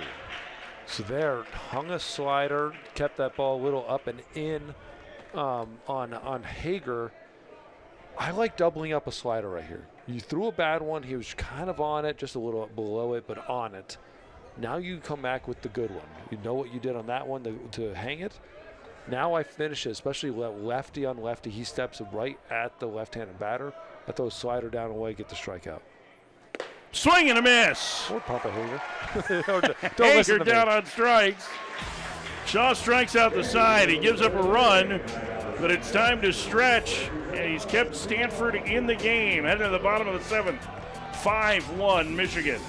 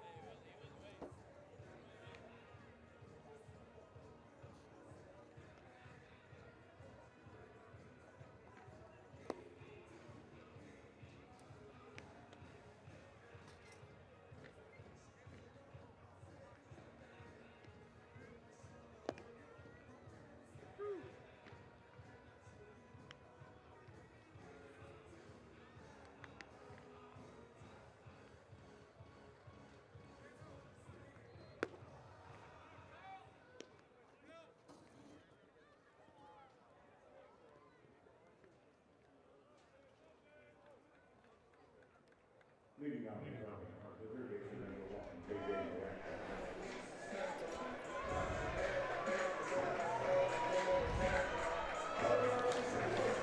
Bottom of the 7th inning. It's 5-1 Michigan. Carson Luna, who had the big pinch hit, base hit, will stay in the game at first base. Replacing Ossenfort and Cade Montgomery, you see there, getting ready to start the 7th inning tonight. He has been very efficient. First pitch is a strike. It's 0-1. 5 strikeouts. I'm going to do the counting here. 1, 2, 3, 4, 5, 6, 7, 8, 9, 10, 11 ground ball outs of the 18 that he's recorded. So either, what is that? 16 of the 18 outs have been on the ground. That's good. Yeah. I mean, if you're into that sort of thing. He's got a line out to short. I guess it's still technically it's 10 of the 15. There's another chance. Culbertson bobbles for a second and still throws him out. 1 out. There's another ground ball out to start the 7th inning. He got a double play in the 2nd. He's had a line out to short on a nice play by Drew Culbertson, who's had a lot of nice plays tonight, as you see the Michigan shortstop, and one put out to the outfield. And that was Moran the last time he hit, flew out to Greg Pace Jr. So this has been complete domination. I had a line out to second base as well, to Bates. No, Bates lined out to short. Oh, yeah, Bates. it's the shortstop was over in the shift. Well, but I guess that counts. It doesn't matter. Nobody's going to be keeping records off your scoreboard. That's a good call. That's a very good decision. It looks nice. I didn't put the line going to the right side for it. Yeah, I don't even know how you read yours. But I don't know how I read mine either. But I can't read mine, and it looks good. Outside, 2-0. Everybody's scorebook is like a different dialect of the same language. Cade Montgomery's done great so far. We talk about the ground balls, but again, pumping strikes, 84 total pitches, 57 strikes. You're looking at around a 66% strike rate. That is wonderful. That is exactly what you want. Five punch out like we talked about. Just controlling the game. And you know what has kept a good pace? Not too slow, not too fast. And keeping the Stanford hitters off their game all night. Max DeBick getting loose in the bullpen, and that's the first free pass issued tonight by Montgomery. It comes with one out in the seventh. And a bat from Luke Lavin. Yeah, good at bat by him, not giving in. Again, I know, SQ was talking to his team a couple innings ago, trying to rally them a little bit. This might be it. This might be the beginning of that. 89 pitches on the night for Montgomery, and Tracy Smith is going to make the call to the bullpen. Well, a fine Michigan debut for Cade Montgomery. The transfer from Utah Tech was in control of this game from the get-go. He's got Michigan in line to go 2-0. They'll need the bullpen to cover 8 more outs tonight as they lead Stanford 5-1 here in Surprise.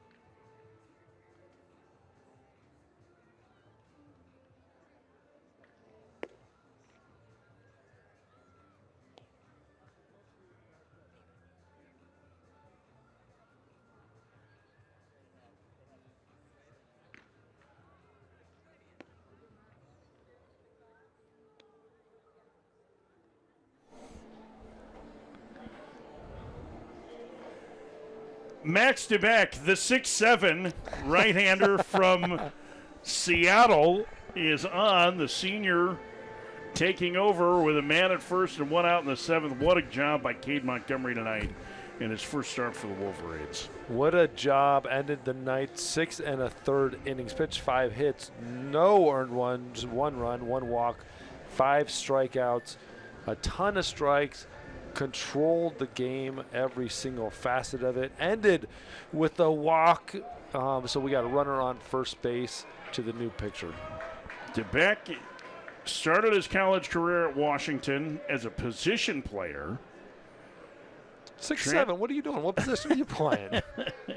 Center? Yeah, he was 1 for 3 that year. Went to A&M as a transfer, did not play, then went to Folsom Lake College, junior college, where he was a first-team All-American as a two-way player. And then last year was outstanding in 19 games for the Wolverines, a sub-3 ERA. He faces the senior Ethan Hott, and the big righty all arms and legs. He gets check swing, ball 1.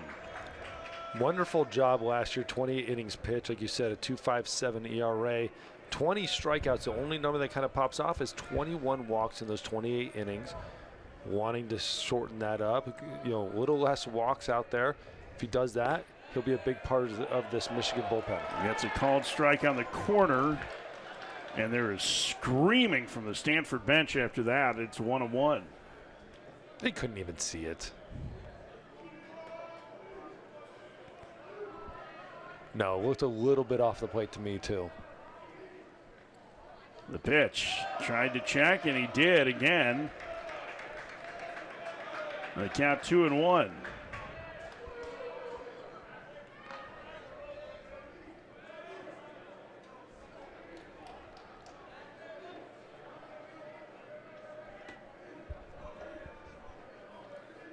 DeBeck set the pitch.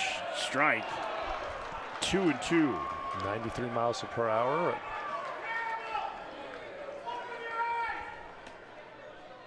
And now you're getting a warning for the Stanford bench. David Buck pulling out his card, and that's an official warning. That's a knock it off. Thomas Eager, the pitching coach for Stanford, has been screaming the loudest. He has his arms folded on the top step, just staring daggers at David Buck. You can see him there in the foreground. 2-2 the count.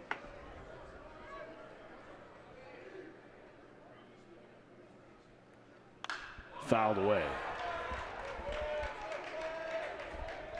We've talked a lot about guys the last 2 days that have higher release points. He uses a 6'7" frame over the top. Yes, he is using all of that 6'7" frame. See how Thomas Eager is not happy. That is a purposeful stare, and he has not broken it yet. 2-2. Bouncer to third and foul. That's the pitching coach. I believe that he is probably most upset that his guys have not gotten the same calls.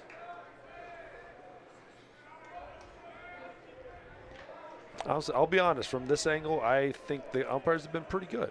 They've been on the calls all night. I didn't see too many calls that have been questionable. I would say that both umpires today in both games have called high strikes. Swing and a miss. DeBeck with a strikeout, 2 outs. They've called pitches that were in that spot that Hott swung at. It may be just a little bit above. They have consistently called that pitch strikes. Now, if you're going to do it consistently, that's all you can ask for. Yes, and that's the thing. If it's going to be consistent, that's exactly what you want. You know the zone. You know that. They send it down to the bullpen. They let them know, hey, he's calling up strikes, or you should be watching, and you can see what an umpire zone looks like. But the misses have not been egregious very often. Really, in the first 2 days of this tournament, I would say. First pitch upstairs, it's 1-0 to Sell. Yes, there have been very few misses at all where I thought, man, that's changing the game a little bit one way or the other. I thought it's been a very good zone, even, the very worst, even to both teams, even to all teams.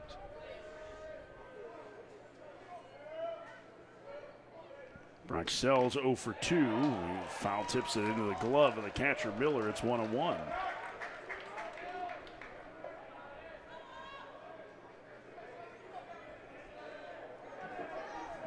The talented freshman trying to keep a rally going here for Stanford, down 4 in the 7th.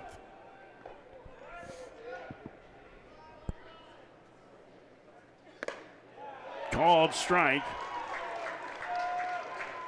And it's 1-2.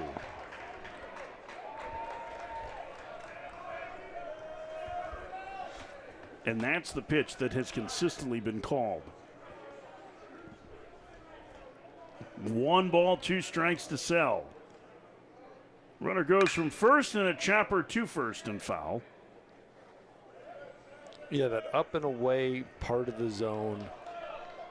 A little bit up, just a little bit off. That's been called, but it's been consistent, giving both teams that pitch too. Well, and we have access to the StatCast data, which is the Major League strike zone, there's a little bit more grace given in college, even with the complaints that in the SEC and the ACC that umpires are being evaluated with TrackMan and that the zone has gotten tighter. It's not quite the same as the big league zone. Luna playing behind the runner at first, the pitch. Swing and a miss.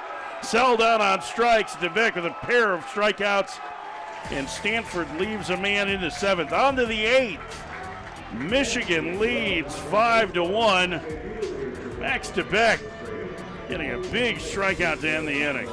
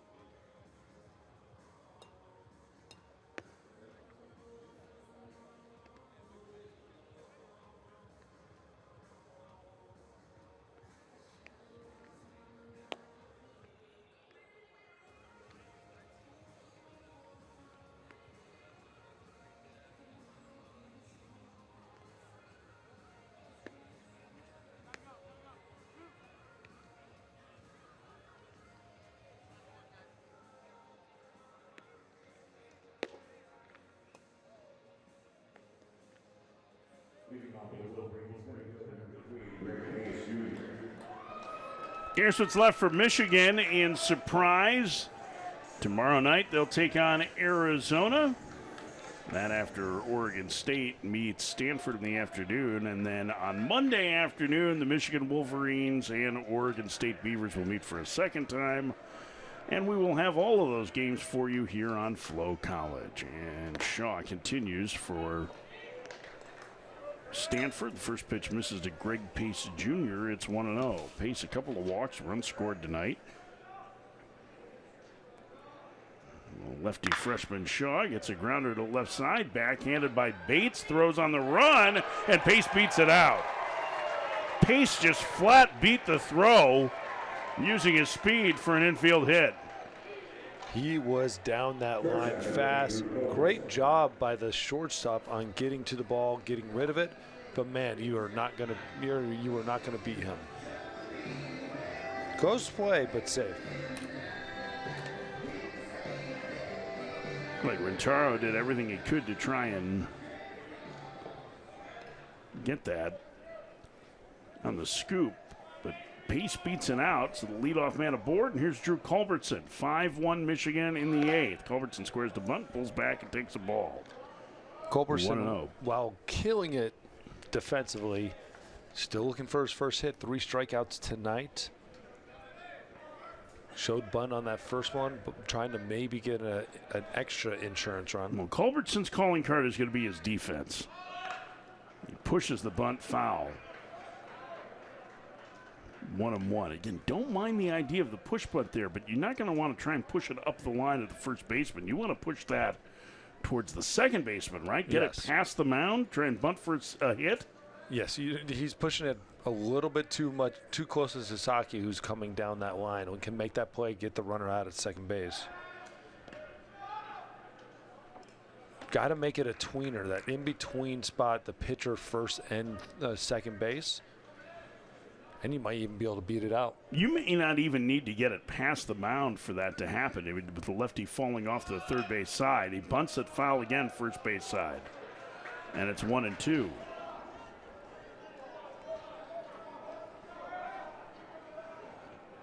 Michigan has not been successful at getting sacrifices down today.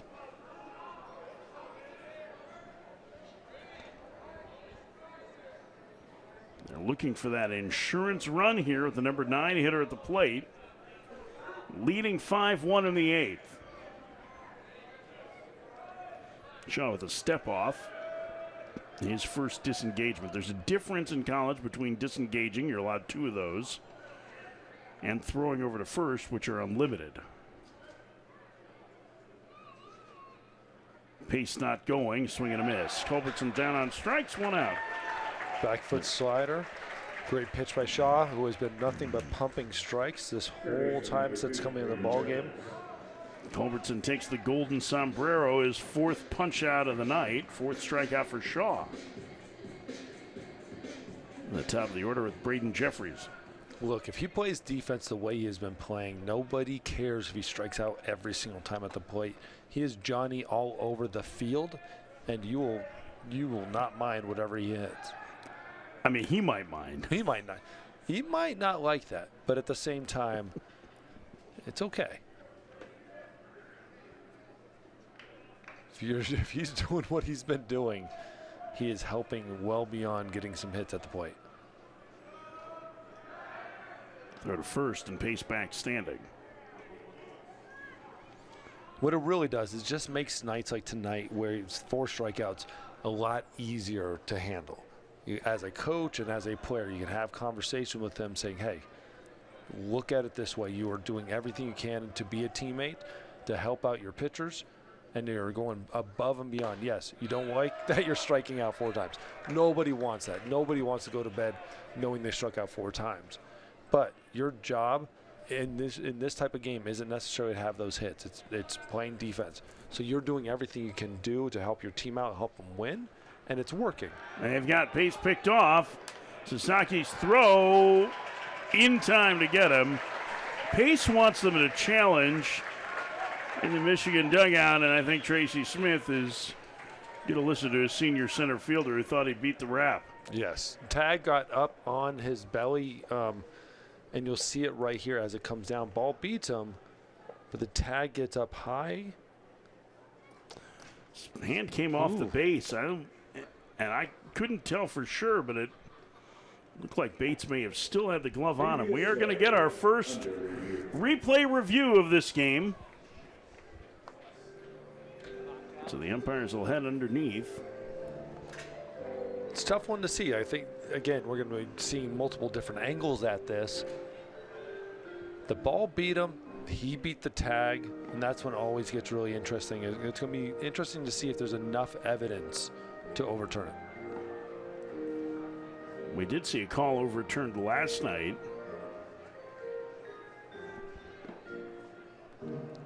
That was on the Roman Myers home run that then wasn't, and then was again.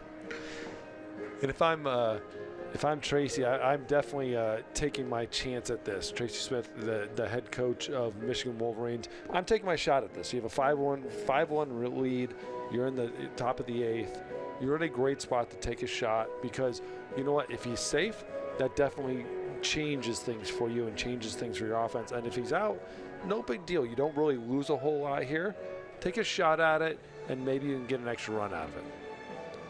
We just got the attendance for today's event, nearly 6,300, 6,294 to be exact.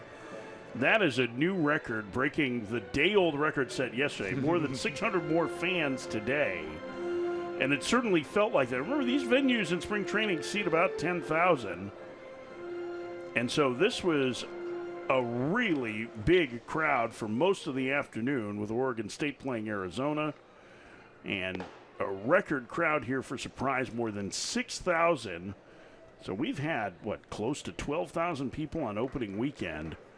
That's pretty incredible. It speaks to the growth of college baseball and how much more accessible it's become and how much more people are understanding how great these tournaments are.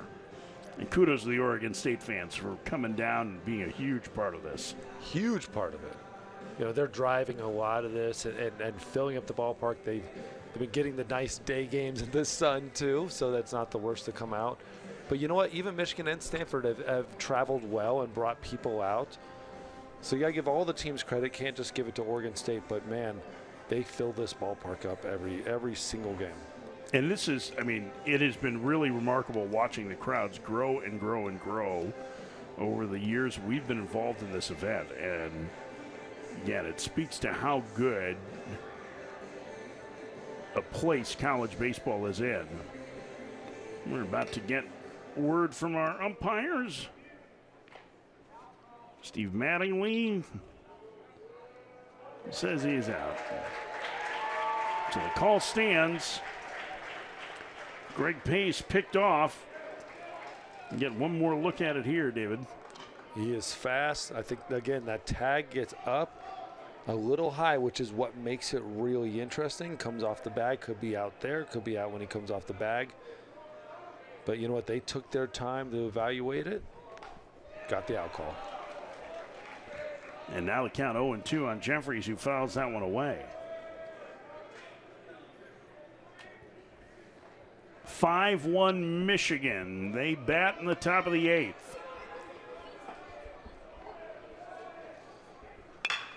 Back through the middle and a base hit for Jeffries. Seeing eye ground ball. He's on base for a 3rd time tonight. And he'll bring up Ladinoff. You know, we got to give some credit there where credit's due. We didn't even speak about him. Lavin with that throw down to second base. Throwing a couple guys out tonight. Great arm. Here's the thing. Pace was running fast. He was moving down to second base. Lavin got the out call on that throw. He has looked very, very good with that arm. Ladinoff has been on base 3 times, including a 2-run triple that gave Michigan the lead in the 3rd. They've tacked on 3 runs since then.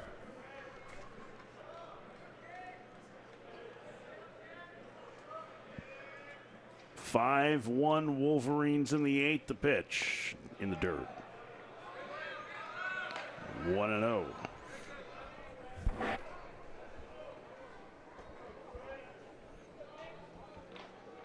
Shaw's given up a couple of hits. 3 to be exact since coming into the game. But mostly he's thrown strikes. Had him way out in front on that one. Count 1-1. That was a good changeup. It's not like that changeup was all that far off his fastball velocity. I mean, he's only in the high 80s, but boy, good arm movement, good motion on it. Good motion, good arm movement. It is like when you call a changeup, this is like the definition of a changeup. It looks like halfway to the plate, a string gets pulled on it. It's hard to stay on it. 3 hits, but each one of them have been ground balls. Again, we saw the seeing eye ground ball right up the middle. They have not been getting really good contact on his pitches. Pitching very well. You can give up as many hits as you want if you're not really giving up damage and you're punching tickets. And no walks.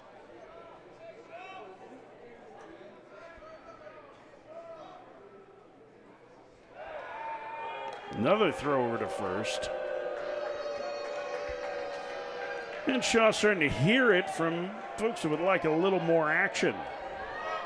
Boo. I always like the crowd overreacting, like, hey, he might run. Give me a break. Another pickoff throw, and Shaw now defiant towards this crowd. Let's go, let's go. I want to he's see got a smile on his face, too. In all reality, he's probably not running. Like, the way Lavin's been throwing, I can't imagine he's running. And if he does, who cares? Oh, and yeah, got him picked off again. He picks off a pair in the inning. Excellent work by Shaw. And he's fired up coming off the field. 4 strikeouts and a pair of pickoffs for the freshman lefty as he ends the inning through 7.5.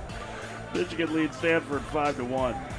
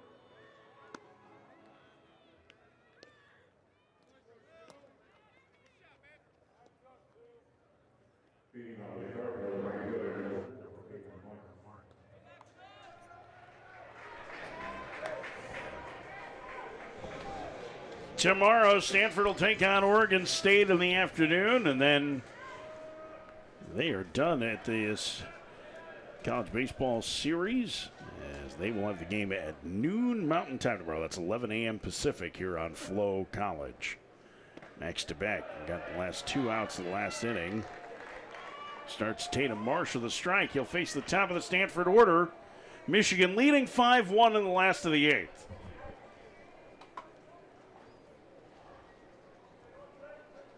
The pitch. Whoa. That went a little bit in front of the plate. Could only imagine the vertical approach angle on that pitch. 8, probably? Yeah, a little bit different. It was 9.5. Wow.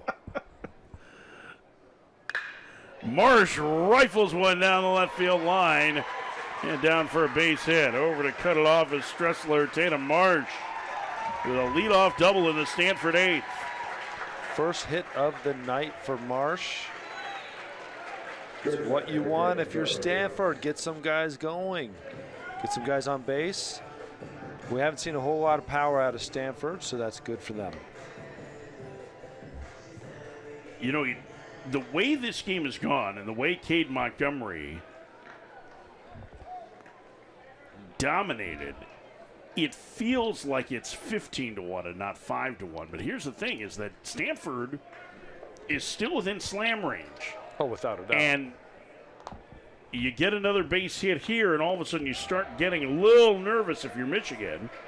As DeBeck misses to Bates, 1-0. Now, they've had a couple of chances with men on to tie the game and haven't been able to come up with the big hit. But boy, Bates were to reach and someone behind him like Nadai or Reynolds were to pop one, and Reynolds has had a good night at the plate. It's a different game. That one back towards the middle, and Culbertson is right there. Johnny on the spot again as he throws out Bates for out number 1. Another great job by that staff, positioning, getting him in that perfect position for baseballs to just find his glove. That ball could not have been more perfect right at him.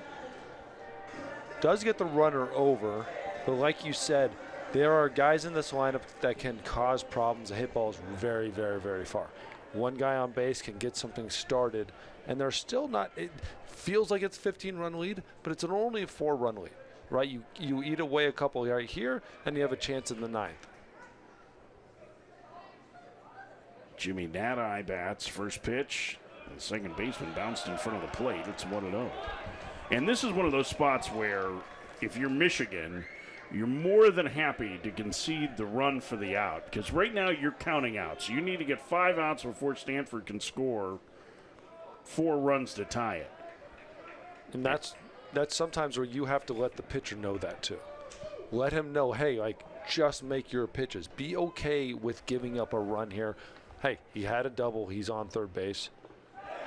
You're not trying to make two-strike pitches when you're behind counts. Just throw your bat, because sometimes you can press so hard trying to make sure he doesn't score. It's a 5-run ball game, 5-1 ball game, 4-run lead. You don't really care about that runner at third base.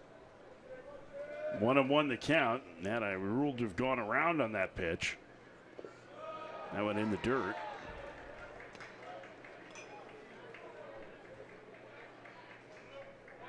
The count now 2-1.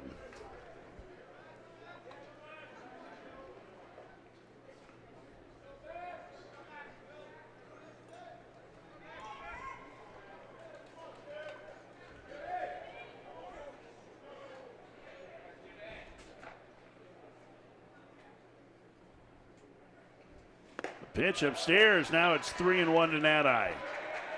And the last thing you want if you're DeBeck is to walk him.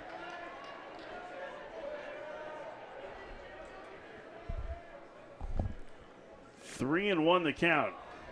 And if I'm Stanford, I want to get Reynolds to the plate with as many men on base as possible. Big pitch here. Nadai takes a strike. It's 3-2. Going with off-speed pitch, 3-1.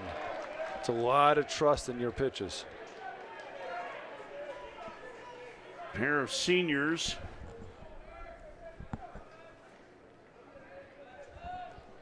going at it here. 3-2 the count.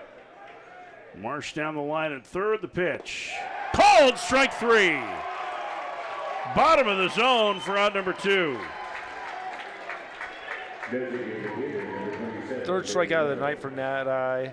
And I don't know if there's much of a bigger strikeout for DeBack right there. Perfect. Absolutely perfect pitch. Too close to take if you're Nat-I. Third strikeout for DeBeck as well. And here's Brady Reynolds. 5-1. Michigan in the 8th. Reynolds, great night at the plate. 3 for 3 with a run scored. He scored the only Stanford tally back in the 5th. That one high. It's 1-0.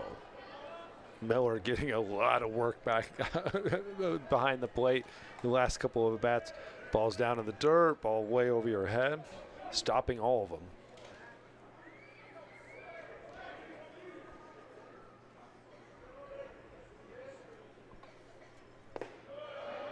Misses low. 2-0. Good slider. Stanford needs base runners and a big hit. The pitch, ripped foul past first. Reynolds is making a bid for extra bases. It's 2-1. All over that fastball. He was looking dead red the whole way. You were not going to beat him with a fastball in that count. It's how you swing, though. 2-0, you get the green light, you get the pitch you want. That's how you're supposed to swing.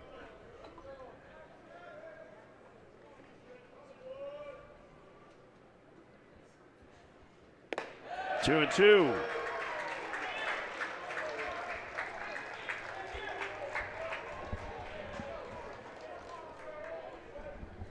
And now DeBeck 1 out away from getting Michigan to the 9th with a 4-run lead.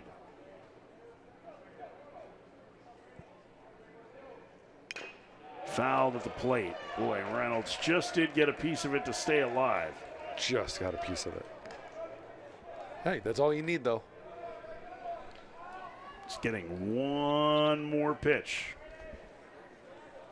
Trying to mount a comeback for Stanford. They came back last night against Arizona. Can they do it again? They're down to their final 4 outs.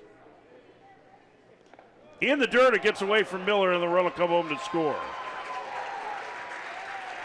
Well, finally, after bouncing a couple, Miller couldn't stop it. He had done yeoman's work in the last couple of batters. Marsh scores on the wild pitch, and it's a 3-run game. There's absolutely nothing you can do there. Miller did as much as he can. As you can see, that ball almost didn't even make it in the frame when it hit the ground. Tried to get his chest on that ball. And when it's bouncing like that, you don't know which angle it's going to take, and it just bounced off to his left towards that dugout. Reynolds skies one in the air to right center. Hager will give way to the center fielder Pace, who makes the catch, and the inning is over. Stanford gets a run, though. We head to the 9th with Michigan leading Stanford 5-2 here in the College Baseball Series in Surprise.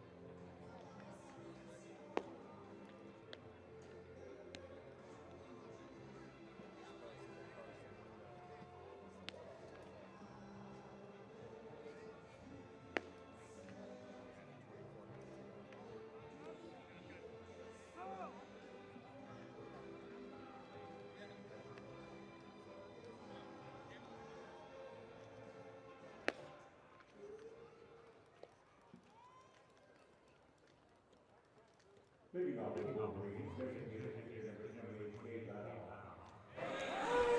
Cade Latoff will lead off the ninth for Michigan. The Wolverines 3 outs away from going to 2-0 on the season and 2-0 here at Surprise, Arizona as they lead Stanford 5-2. It'll be Latoff and then Stressler and Turner, the scheduled hitters against the lefty. Andrew Shaw has done a nice job out of the Stanford pen. First pitch inside, it's 1-0. Almost got hit again. Hit by pitch, a walk, triple, ground ball to second. He was trying to get a lot of different things in there today.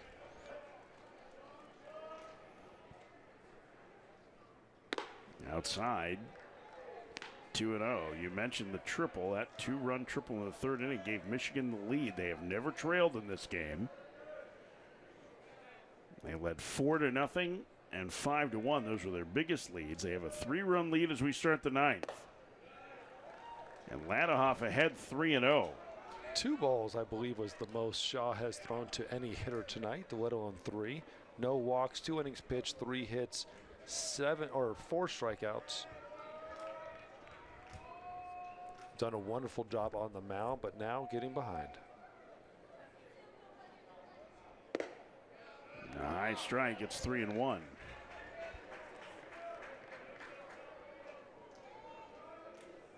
There is a right-hander tossing in the Stanford pen, or at least standing on the mound. And Shaw walks the leadoff man here in the ninth. The kid's really done a very nice job for Stanford. I mean, another freshman just pitching so well for Stanford. That's what they've done so great. With Peterson running out yesterday, Erspamer looked wonderful, and again, Shaw has done great. No matter what else happens after this point, Shaw has done a wonderful job. Yeah, pinch runner for Latoff. Josh Campbell, who appeared as a pinch runner yesterday, the freshman outfielder. Pinch runner, number 36, Josh Campbell.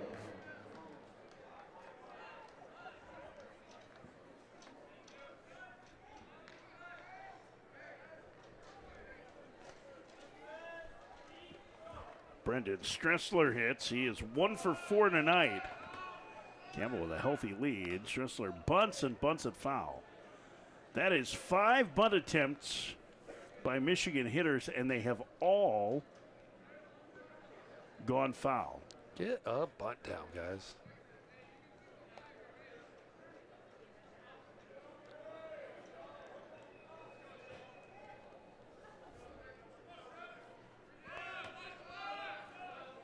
And he squares early and gets that one down, and it rolls foul.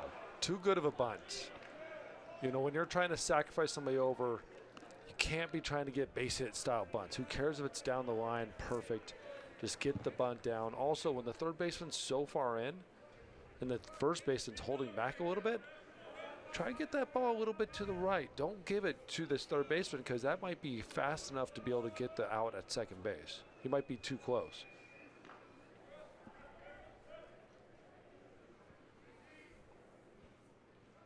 Stressler takes low. Count 1 and 2. He's been on base 3 times tonight. Excuse me, 2 times tonight.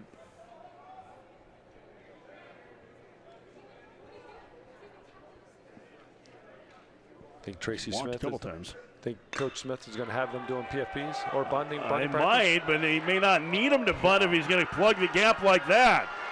Stressler's going to knock home Campbell. It's an RBI double, and Michigan gets the run back. They lead 6-2.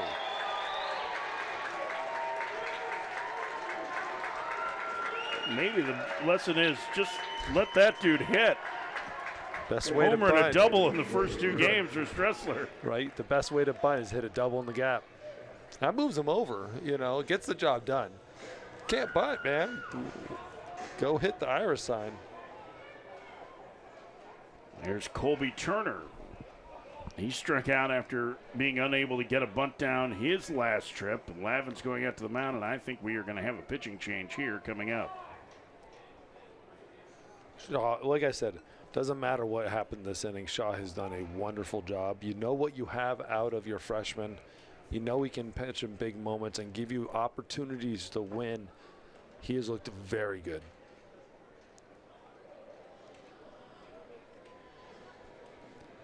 Thomas Eager's coming out of the dugout as the right-hander continues to toss in the Stanford pen. He's going to come take the ball from the left-hander. Andrew Shaw really did a nice job. We're starting his third inning of work. Seems to be some pretty encouraging words from Thomas Eager on his way off the mound. And a pat on the back as we have a pitching change. Michigan has a man at second and a run home.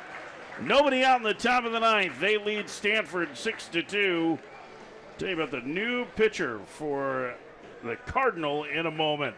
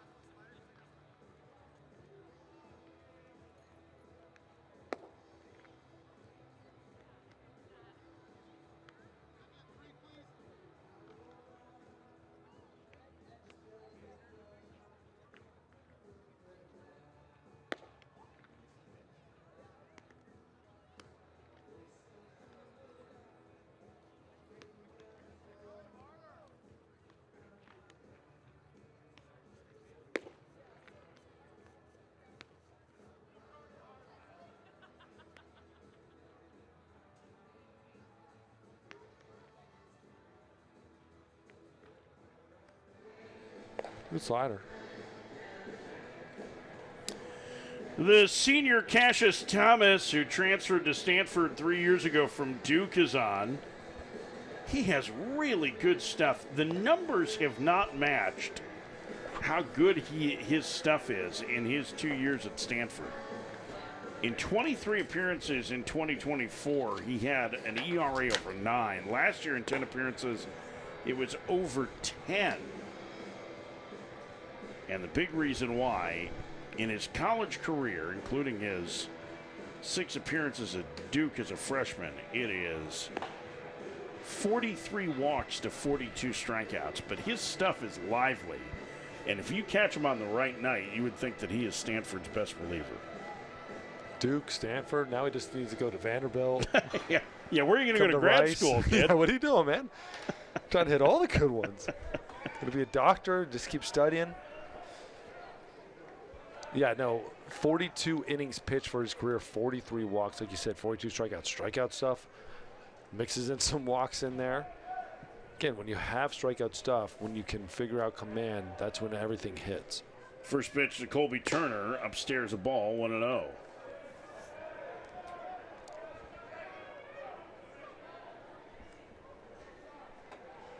Trying to start him with a cutter there. Turner, a hit and a run scored in 4 trips. Bounced foul. It has some movement on that pitch, too. Hey, front door to cutter there to Turner. And that's an effective spot. If you use a cutter to a righty, that's about as good a place as you can put it.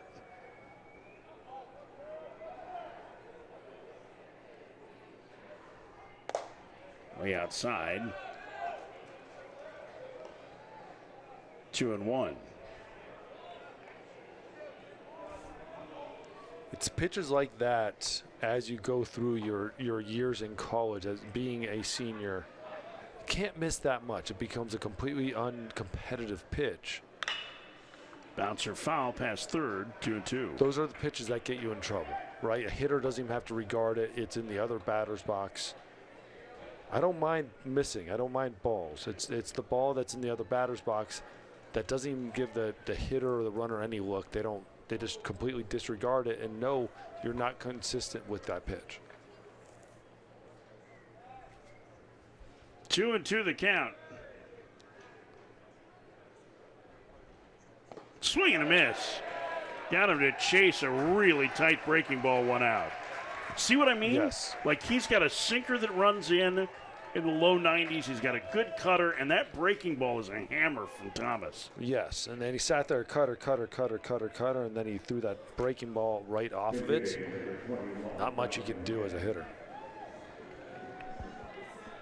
Jonathan Kim is going to pinch hit here for Luna. Apparently looking for him on the lineup card. It's somewhere between 20 and 22. They'll find him. Kim expected to see a bunch of time in the outfield this year. Really good contact hitter. Good career numbers at Michigan. They're looking for an insurance run up 4 here in the 9th. A base hit would get them out of slam range. Fought off foul. It's 0-1. Academic All Big Ten, 270 with 31 hits last year. He's got a career batting average near 300 in the Big Ten. Career 290 hitter. The Wisconsinite takes a strike. See if he brings out that big breaking ball again. Now, it's probably either that or he's going to run that cutter in on his hands. Thomas ahead 0-2.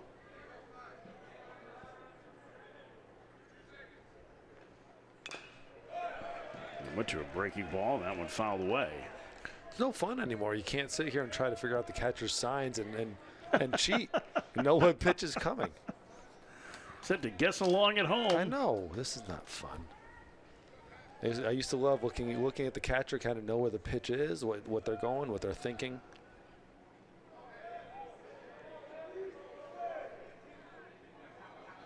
Upstairs.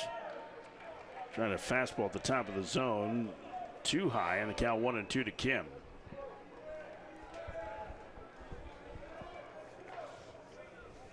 When you have that really effective curveball working, go back to it. Show the cutter in on the hands, go back to that curveball. Missed down and in with the cutter. Count 2-2.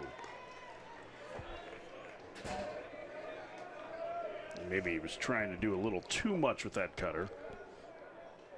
Maybe he's going to be effectively wild. Little arm side miss, little pull, then drop the curveball on him. Yep. Called strike 3. There it is. You nailed it. So did he. It's hard as a hitter to be up there when you're seeing a ball in the other batter's box and the ball about to hit you in the foot, and it freezes you when you hit the curveball. Perfect. Back-to-back strikeouts for Thomas. 2 outs for Noah Miller. 6-2 Michigan in the 9th. Looking ahead to the Stanford 9th, they will have 5, 6, and 7 in their order, starting with Rintaro Sasaki, then J.J. Moran and Luke Lavin.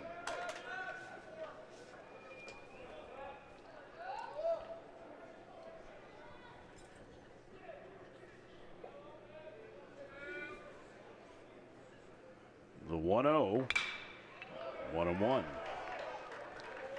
Like you said, he has very good stuff. 92-mile-an-hour fastball, 90-mile-an-hour cutter. You got the 82, 83-mile-an-hour curveball. Good pitch mix. It's just the consistency in the zone. Again, that tends to be the word we talk a lot about the college pitchers is consistency in the zone. A lot of them have the stuff to miss bats, get outs. On the ground, past the diving Moran into left field.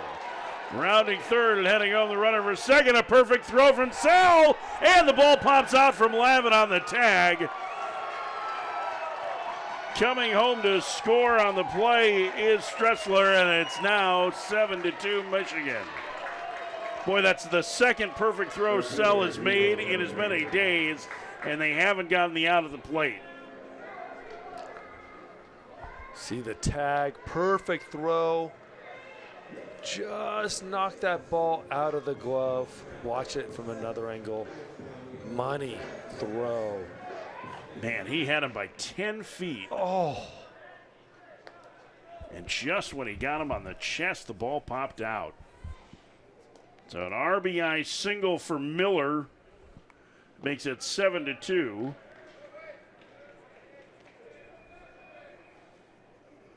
Boy, Brock Sell can play himself some left field, can't he? Like, their outfield defense is going to be really good. Their left side of the infield looks like it's going to be really solid.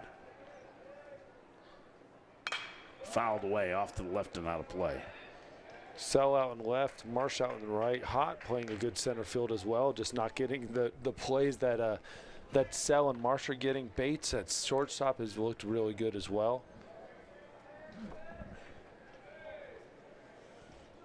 1-1 the count.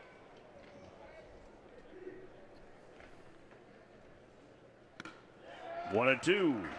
Hager swings and misses with that high fastball. He's 1 for 4 with an RBI.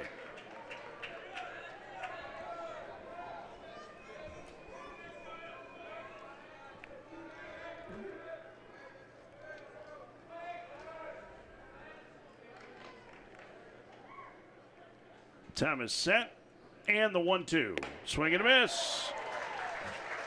Hager down on strikes. Thomas strikes out the side, but Michigan adds 2 in the inning. We head to the bottom of the 9th. The Wolverines 3 outs away from a 7-2 victory.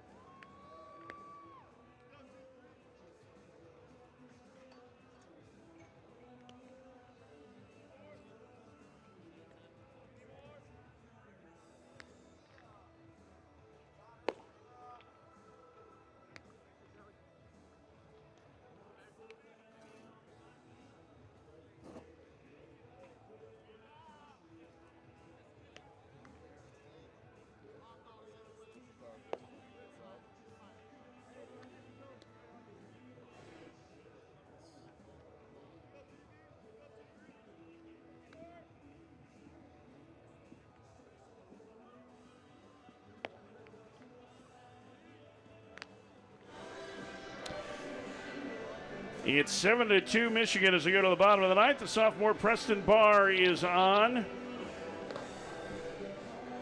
Right-hander, the younger brother of Kurt Barr, the Wolverine starter, who we will likely see tomorrow, was originally scheduled to start tonight. Takes over out of University Liggett High School in Detroit. That is one of the really good high school baseball programs in the Detroit area. So Barr will face Rintaro Sasaki, J.J. Moran, and Luke Lavin as Michigan behind a strong start from Cade Montgomery tonight in his Michigan debut. The transfer from Utah Tech, 6 1/3 strong innings. And that's helped pace the Wolverines to being 3 outs away from a 2-0 start on the season. Joe Longo, the grad student, the new first baseman. And Rintaro Sasaki will lead things off. Rintaro 0 for 3 with a couple of strikeouts today.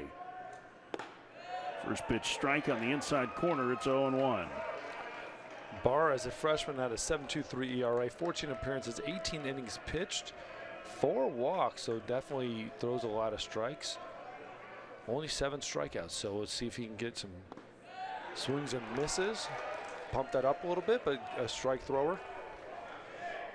Tracy Smith has lauded the depth that they have, feeling this is the deepest group of pitchers that they have had in the 4 years he's been at Michigan. And it's been on full display. Guys that are on the attack constantly. The 0-2. 1-2.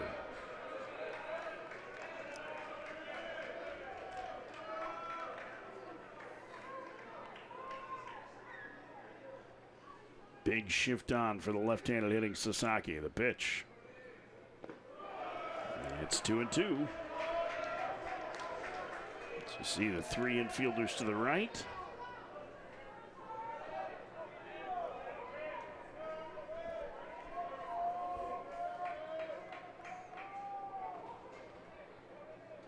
And the pitch. Swinging a high pop-up. Miller comes back, but it's out of play. And careening down to the lower level.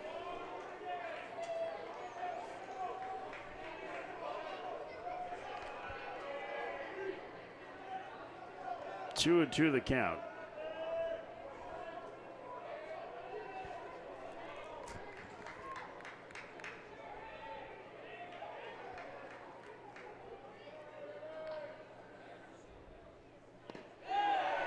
Just missed. Miller wanted it.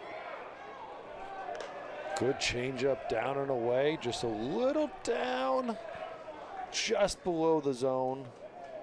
Whew. If you're going to give the high strike, I don't know that you can give this the low strike. You saw Miller getting ready to throw it around the diamond and hit home plate umpire in the face. And now Sasaki a leadoff walk. You don't get to hit the home plate umpire in the face and then get the close call on the next pitch. But that's another near miss. I don't think it was intentional towards David Buck. Here's J.J. Moran. Stanford is the leadoff man aboard, trailing by 5. Michigan scored a couple of insurance runs in the top of the 9th inning. Boy, if Stanford puts together a rally, those could loom large. Sasaki not being held at first. In a 5-run game. First pitch. Swing and a miss, 0-1. Sasaki not running either.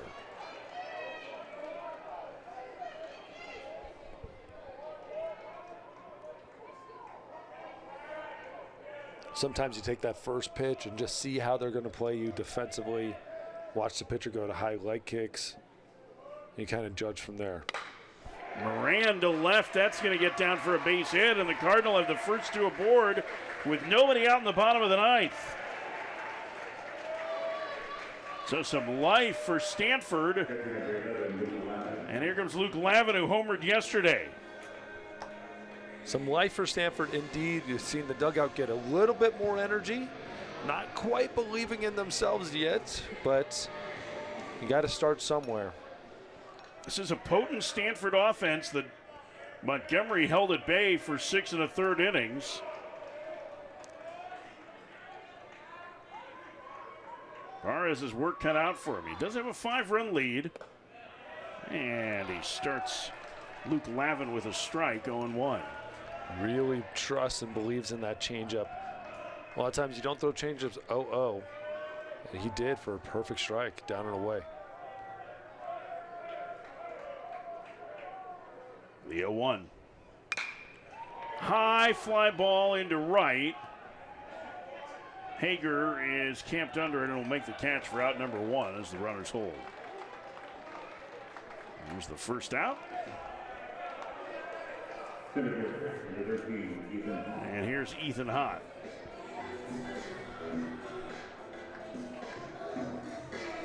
Hott singled home a run for Stanford back in the 5th. He is 1 for 3.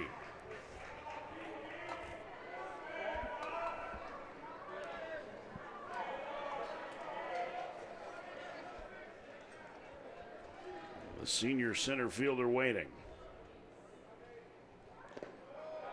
In the dirt. Count 1-0. Michigan's been very impressive through these first 2 games. Talked about their defense. They've had enough offense. Their pitching has been very good.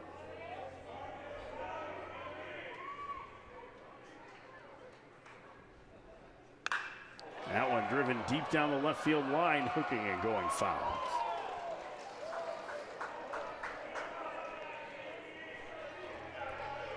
Yeah, all around they've been playing really good baseball. We haven't seen them outslug anybody or out like destroy anybody with their offense.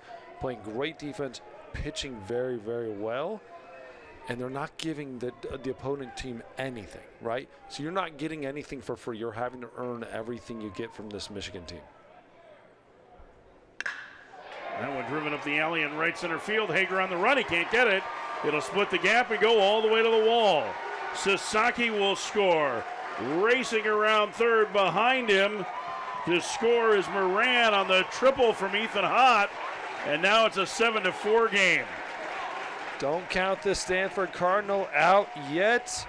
Get a little bit more energy and a little bit more energy from that dugout. Triple in the gap will definitely pick a team up, and now they're within 3. And boy, are those 2 runs at the top of the 9th looming large now, because without that, it'd be a 1-run game with the tying run at third and 1 out. Instead, they still need a base runner to get the tying run to the plate, and Tracy Smith on his way out to the mound. And he is looking towards his bullpen. The one thing Preston Barr did do a lot, he gave up a lot of hits last year. 18 innings pitched, 25 hits. And right here, throwing strikes, but you're seeing them see the ball very well and making hard contact. And Tracy Smith is pointed to the bullpen, and he is going to make a pitching change here. 1 out, bottom of the 9th. New pitcher coming in is Gavin DeVoe, who closed it out yesterday. He'll get a chance to save it for Michigan again today. They lead Stanford 7-4 here at the College Baseball Series in Surprise.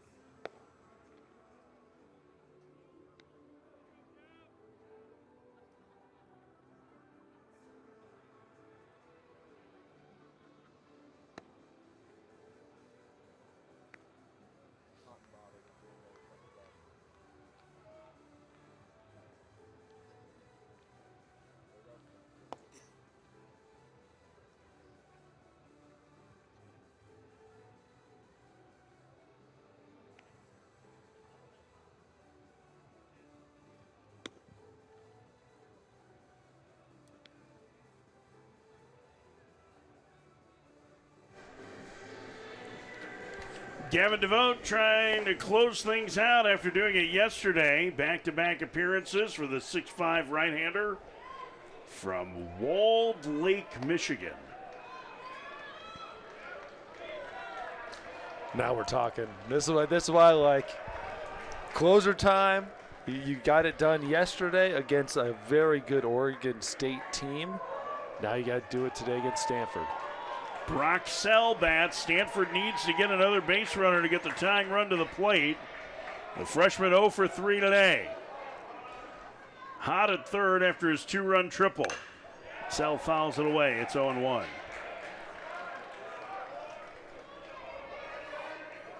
Brock Sell, the highly touted freshman.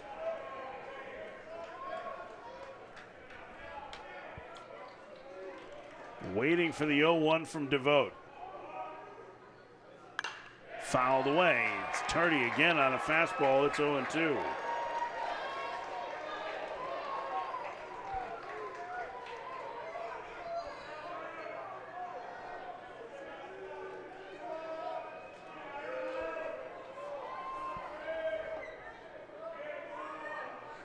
DeVote the sign. And the 0-2. Liner caught by, dropped by Culbertson. Hott's going to come home to score. It's an error on the shortstop, and it's a 7-5 game. Whoa! The guy who has been rock steady last 2 days, ball right in his glove.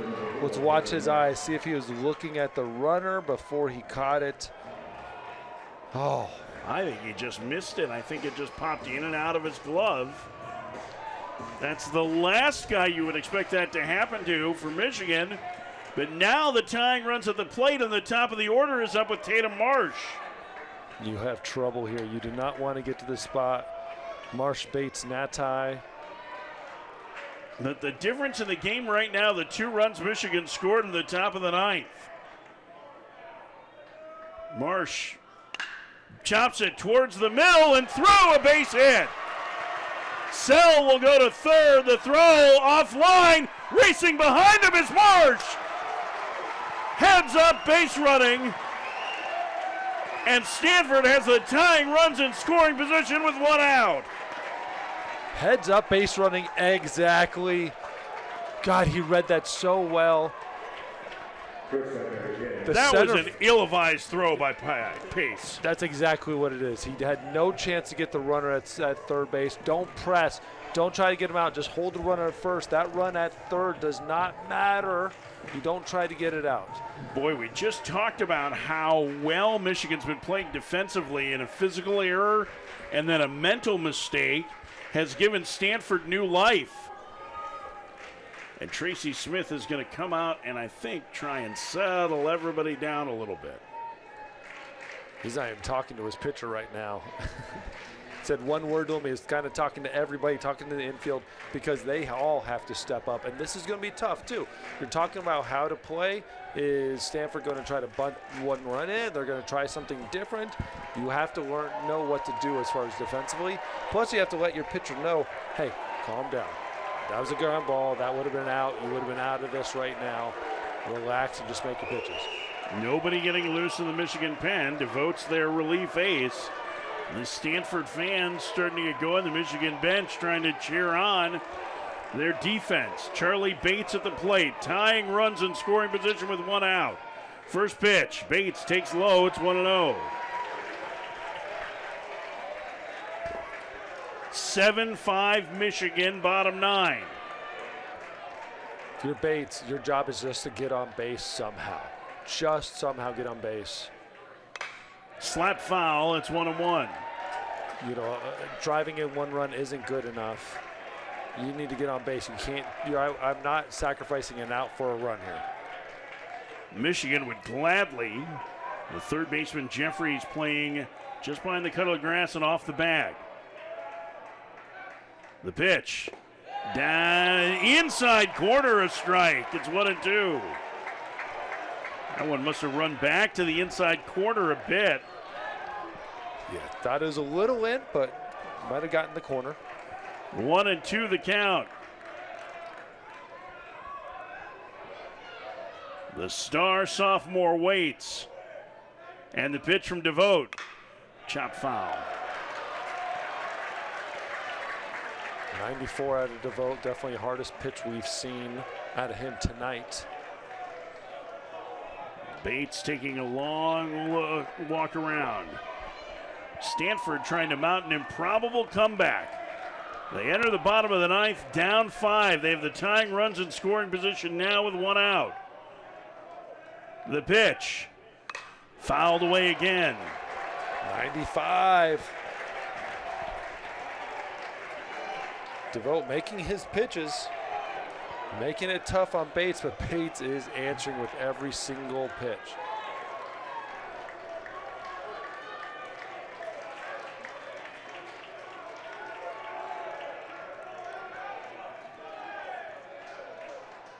The 1-2.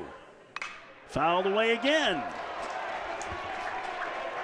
Bates just spoiling pitch after pitch after pitch. It's almost like he doesn't want this thing to end. Well, he would take a 3-run homer here to end it. Yes, he will. 7th pitch of the at-bat upcoming. 1-2 the count.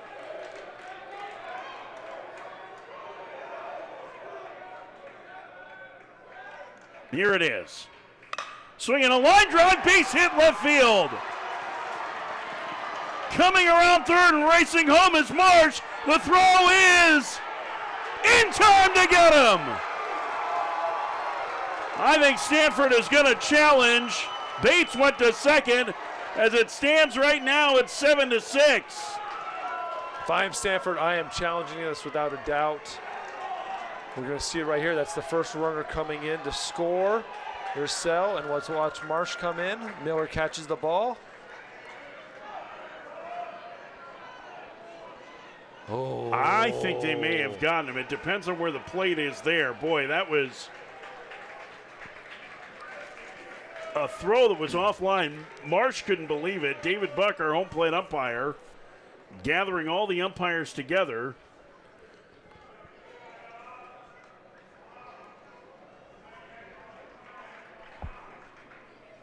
He got him. Got him. His top leg did not hit home plate before the tag went down. Incredible. And then Stressler throws him out at the plate. The throw was offline. It looked like a really late send by Steve Rodriguez at third, Dave. It looked like he was getting ready to stop at third and then told him to speed up and go. And I couldn't tell if that was Rodriguez or if that was Marsh anticipating that he was going to get the stop sign. I think it was Marsh anticipating maybe the stop sign, but it was a late decision by him. And again, the throw was off. Miller does a wonderful job of catching it and throwing his whole body in between him and the runner between a home plate. Good tag. Threw everything he had at it. But again, little late decision. I don't know if I agree with it with the 1 out sending him on that. But you have to appreciate the aggressiveness out of Stanford and the chance they're taking with your leadoff runner and Marsh, one of your fastest base runners, turning the corner and getting to home. It's an RBI single for Bates. He goes to second on the throw. And we'll wait to see if this call stands, is confirmed, or somehow is overturned. Again, great job by Bates. Let's not lose sight of that. Wonderful at bat there, forcing getting the base hit to left field. Stanford, this comeback is.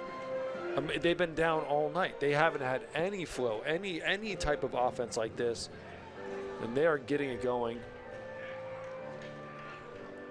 Miller's getting his hand taped up a little bit. The catcher, but Bates will be at second. We know that. The question is, will it be a tie game or will Michigan still have a 1-run lead with 2 outs?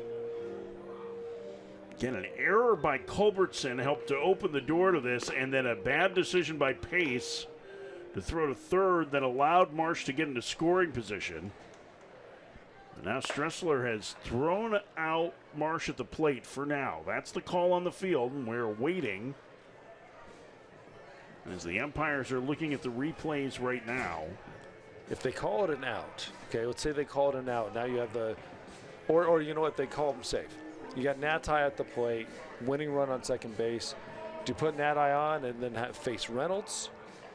I think your better bet is I think you can get Natai to strike out. I mean, I think you walk Reynolds as the guy you don't want to pitch to. We're going to get the call here in just a second. Call is confirmed at home plate. Steve Mattingly, our crew chief, saying that you couldn't see it there, but a little fist pump from Noah Miller, too, the catcher, who made that diving tag. Look at it one more time. Watch what Miller did here.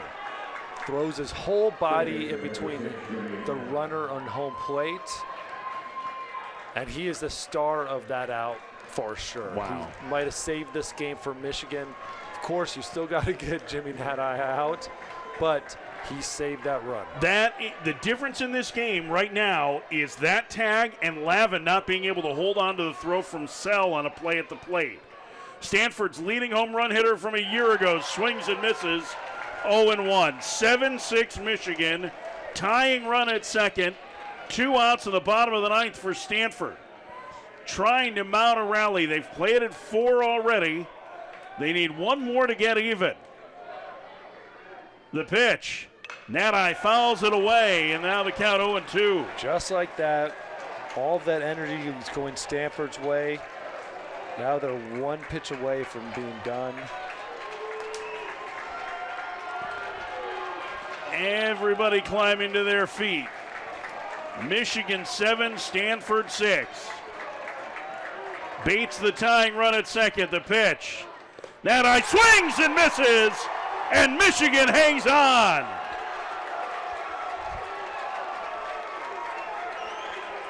Noah Miller, the catcher, saves the day with the defensive play of the night as Stanford scores 4 times in the ninth, and Michigan holds on to win 7-6. Absolute play of the night. As you see, the last pitch there, upper zone, like slider at the top of the zone. But the play of the night for sure, play of the day, the catcher, oh my God, saving that run. Boy, did we end up getting treated to 2 terrific ball games today. What's in store tomorrow? Sundays are always bonkers in college baseball. I'm sure tomorrow will be as well. Tomorrow afternoon, Stanford takes on Oregon State. That's at noon Arizona time at 4 o'clock. It'll be Michigan and Arizona. As you see some of the big moments from tonight, the Michigan Wolverines are 2-0 after they hang on to beat the Stanford Cardinal 7-6. Now, for David Aardsma and our entire crew here in Surprise, Arizona, I'm Mike Farron. Thanks for joining us for the College Baseball Series in Surprise. We will talk to you at 2 p.m. Eastern, 11 a.m. Pacific tomorrow here on Flow College.